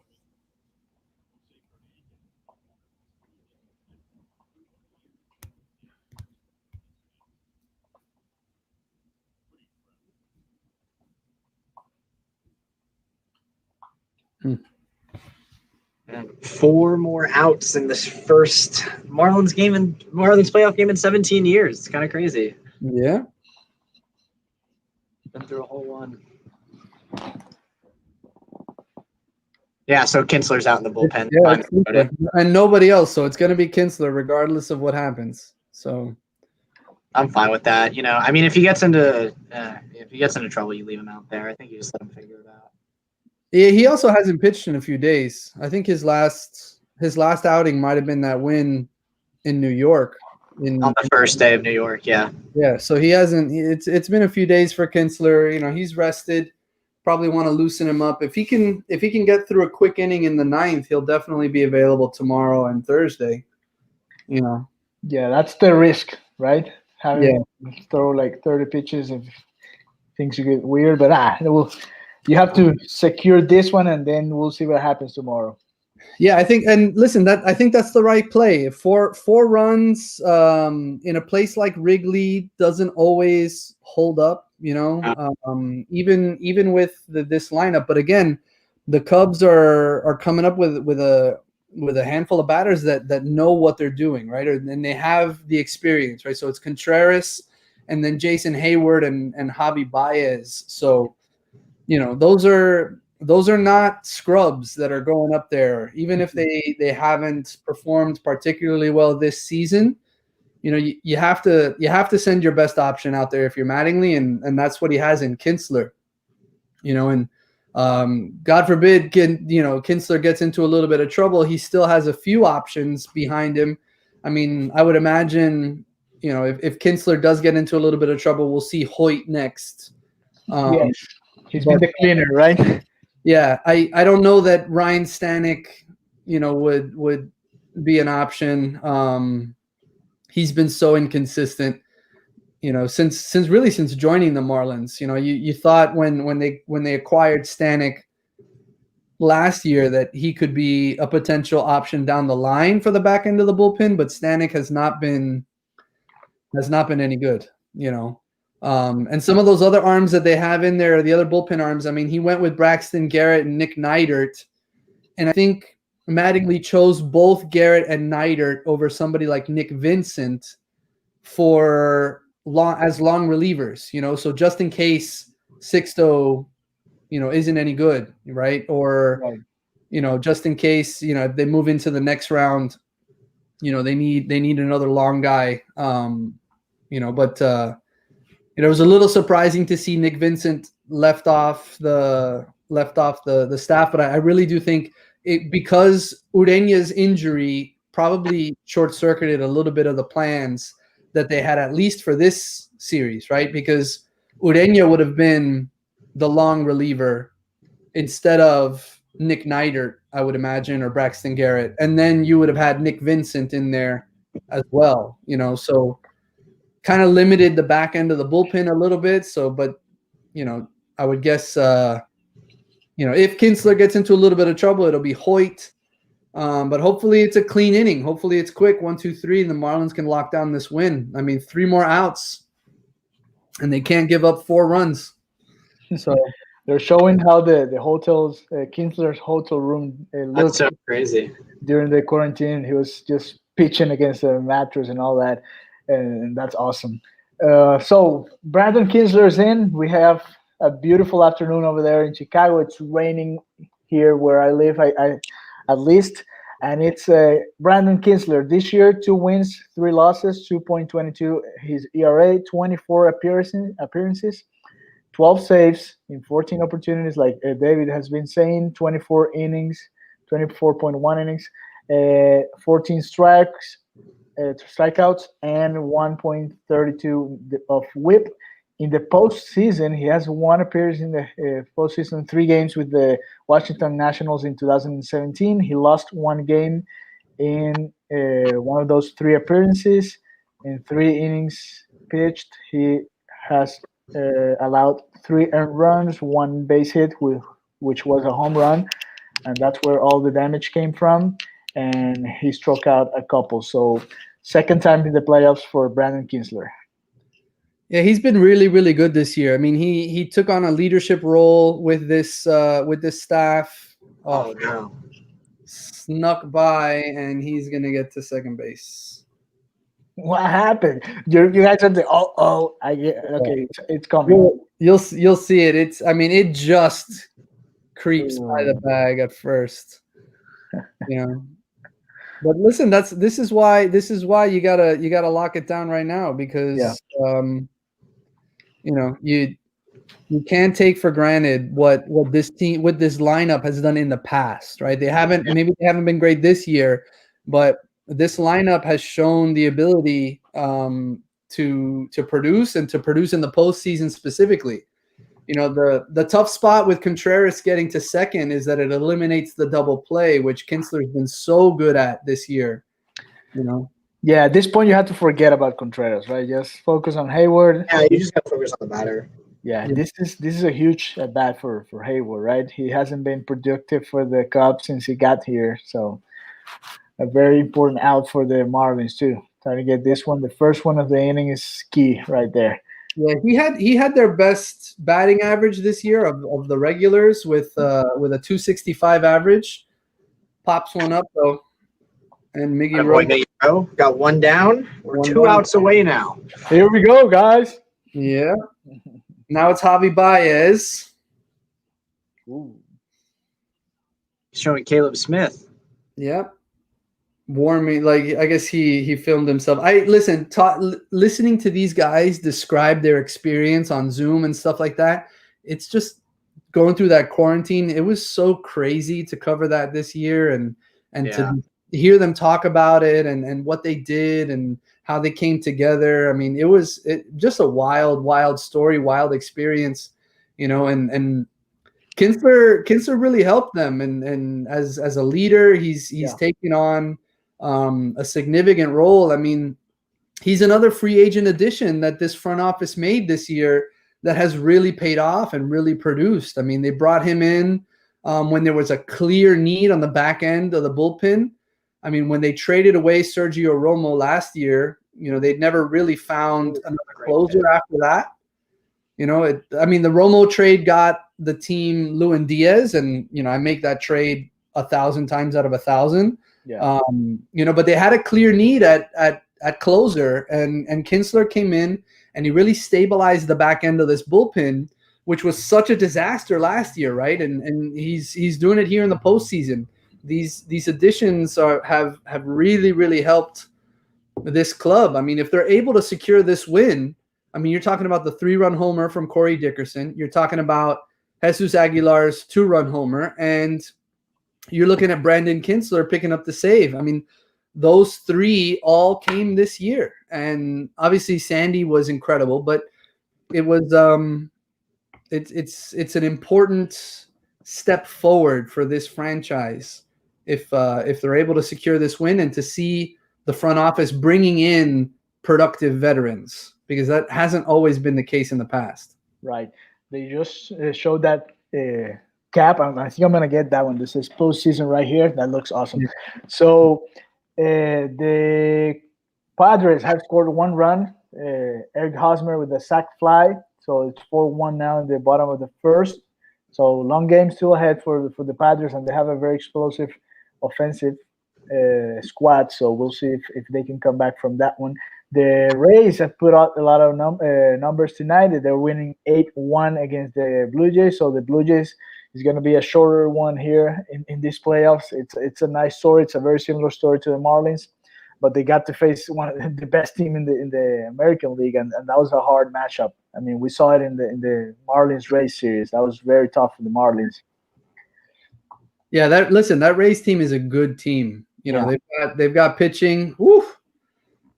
Boy, don't woo me. What happened? Sorry, Kinsler got Baez looking on. It was an iffy call, but that call actually went against the Marlins earlier, so it's consistent. Chad Wallach did a nice job of framing the pitch. Another reason why you probably have Wallach back there instead of Alfaro.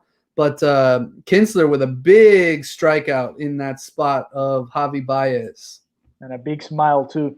Great framework by Wallach. So 1 out away from winning the first game in the playoffs. The Marlins. Oh, my God. Here we go. Should I call my friend Zach tonight or tomorrow night? What do you guys think? I don't think if they get this out, I don't know that Zach's going to answer your phone call. We'll see. He gets really mad. I used to live I had 4 roommates. So it was a big house. And one was a Cubs fan, Zach. You guys met him. And the other one was a Cardinals fan. So that was very fun because they were just barking at each other all the time. Yeah, I would imagine they would always be going at each other. Yeah. That was fun. Fun to watch. And somehow we all supported the Royals. We won. That was a similar story to these Marlins. They built the entire franchise from the bottoms up. They sucked the years before 2012, 13, 14, and then the young guys started to come. Eric Hosmer, Mustakas, Gordon, Lorenzo Cain, that team. That was a very exciting team to watch because we saw them from when they weren't that good and all the development that went through. So I'm seeing something similar here in Miami. We don't have this team. Oh, what happened? Center field. Oh, they lost it. Oh, Harrison's got it. Nice. All right. Marlins, this has been a lot of fun. Yeah. So game over. The Marlins get the win 5-1. It's a Sandy Alcantara win, 6 innings and 2/3. He was awesome. He only allowed 1 run. It was a home run by Ian Happ. And the Marlins came back with a 3-run homer by Corey Dickerson and a 2-run homer by Jose Aguilar. The relievers, Jimmy Garcia, Richard Blyer, and Kinsler were just perfect. Nobody got on base. It was just the perfect scenario for the Marlins. So what do you guys think? You have to be excited, right? Not only to have the Marlins back in the playoffs, but also closing it out with the win in the first game at Wrigley Field. Absolutely. I mean, this is in a 3-game series. Game 1 is crucial, right? You don't want to rely on having to win 2 in a row.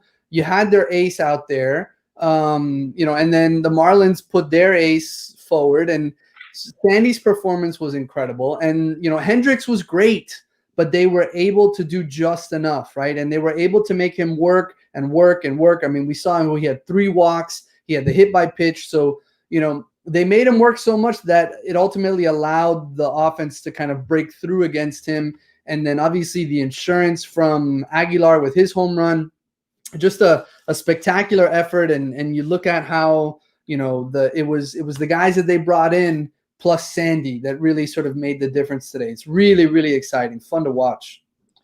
What about you, Chase? How do you feel? Was this how you depicted it before it happened? No, I clearly, in most of the previous things when asked, I don't think this is how I thought today would go. 5 runs. I thought how today would go would be more of what we saw in the first 6 innings, where it was 1-0 Cubs. We'd win maybe 2-1. I know the 5 runs were on 2 big swings of the bat, but normally we don't get those. So today that was really awesome to see. It shows this team can do it if they really want to, especially against Kyle Hendricks, to do that there. And the other 2-run home run was against Jeremy Jeffress, who is their second best pitcher. So to be able to do that is super important for the Marlins. And going into tomorrow, we'll see Yu Darvish. And the Cubs season is literally reliant on we see Yu Darvish from this year, but just as easily we can see the Yu Darvish of the past few years. And the Marlins can steal a sweep over this Cubs team, which is exciting. I have a meeting in like 2 minutes, but like my final thoughts on this team is just I'm over the moon. I don't think 4 months ago when I bought my MLB TV subscription, I was getting ready to experience another year of awful baseball. And here we are 4 months later. The Marlins just won a playoff game versus the Cubs. I mean, what more can we ask for as Marlins fans, to be completely honest with you? It's a great day for Marlins baseball. Yes, sir. I'm excited to see how tomorrow goes. Are we doing one of these for tomorrow too? Yes, we should. And I'm going to wear this way because it worked. So thank you, Chase. Chase, thanks for having me, guys. I'll see you guys tomorrow. He's going to come back tomorrow. So, David, we were talking, and you guys were talking about the 2 big swings, right? But before that, the Marlins missed a couple of opportunities there. And I think it was 3 times with runners in scoring position, men, and 2 outs. And those were chances that we didn't miss a lot in the regular season. And before that, we were all worried because we felt like we had to get this win, especially with Sandy Alcantara and the way he was pitching today. So how do you feel about it now?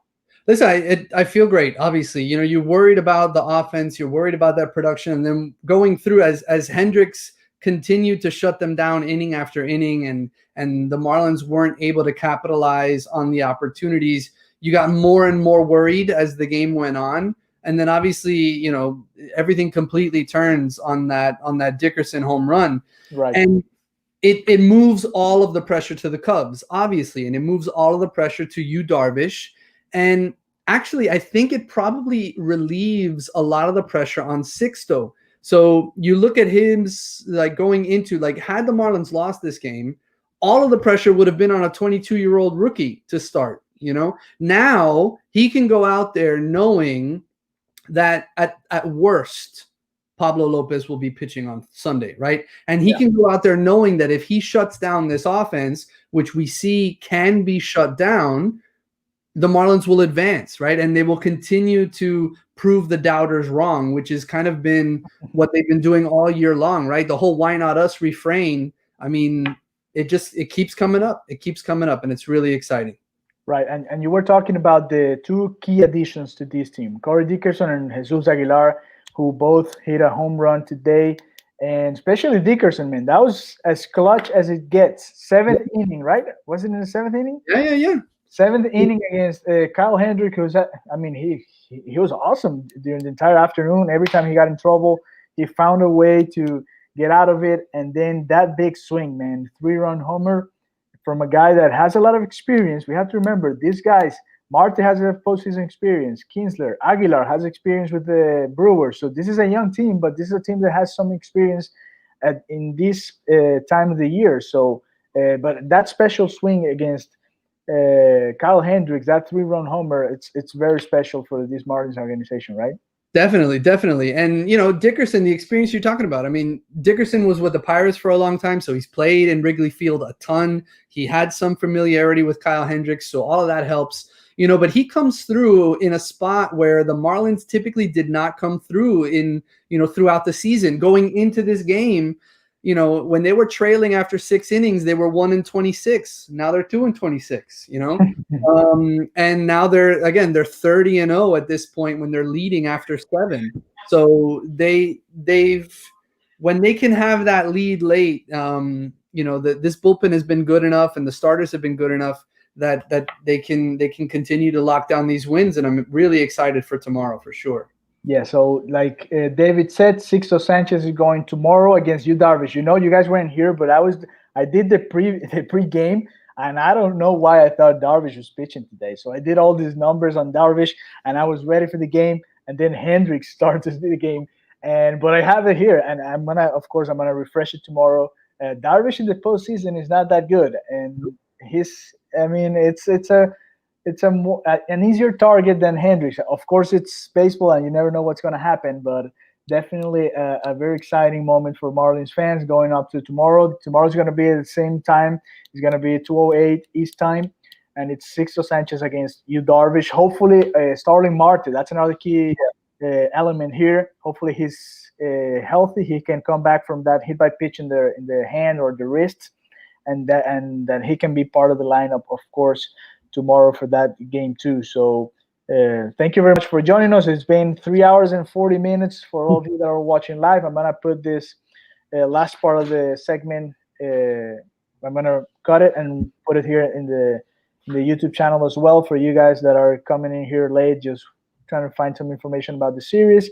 It's a 5-1 win for the Marlins. They take game 1 of the wild card series over there at Wrigley Field, and we're gonna be, of course, doing the coverage of the Marlins tomorrow as well, starting around 1:55 this time. I promise you guys, Yu Darvish is gonna pitch for the Cubs. I promise you. So it's a first win in 17 years, man, in the postseason for the Marlins. It's exciting. Like we said before, the Marlins don't go to the playoffs just to be there in the first round. They like winning. They like winning series, so that's probably what's gonna happen here. We'll see you later for the Miami Heat coverage. So tune in. Make sure you subscribe here on our channel. And thank you for all your support throughout this process with 5 Reasons YouTube channel. So thank you very much. Visit 5reasonsports.com. David's probably has something there tonight about this huge win for Miami and Miami sports in general. So we'll definitely have some stuff up by the morning for sure. There you go. By the morning, David promised it here, so he's going to do it. Another article talking about the Marlins at that huge win today against Kyle Hendricks and the Chicago Cubs. See you tomorrow, or see you later if you're watching the Miami Heat coverage.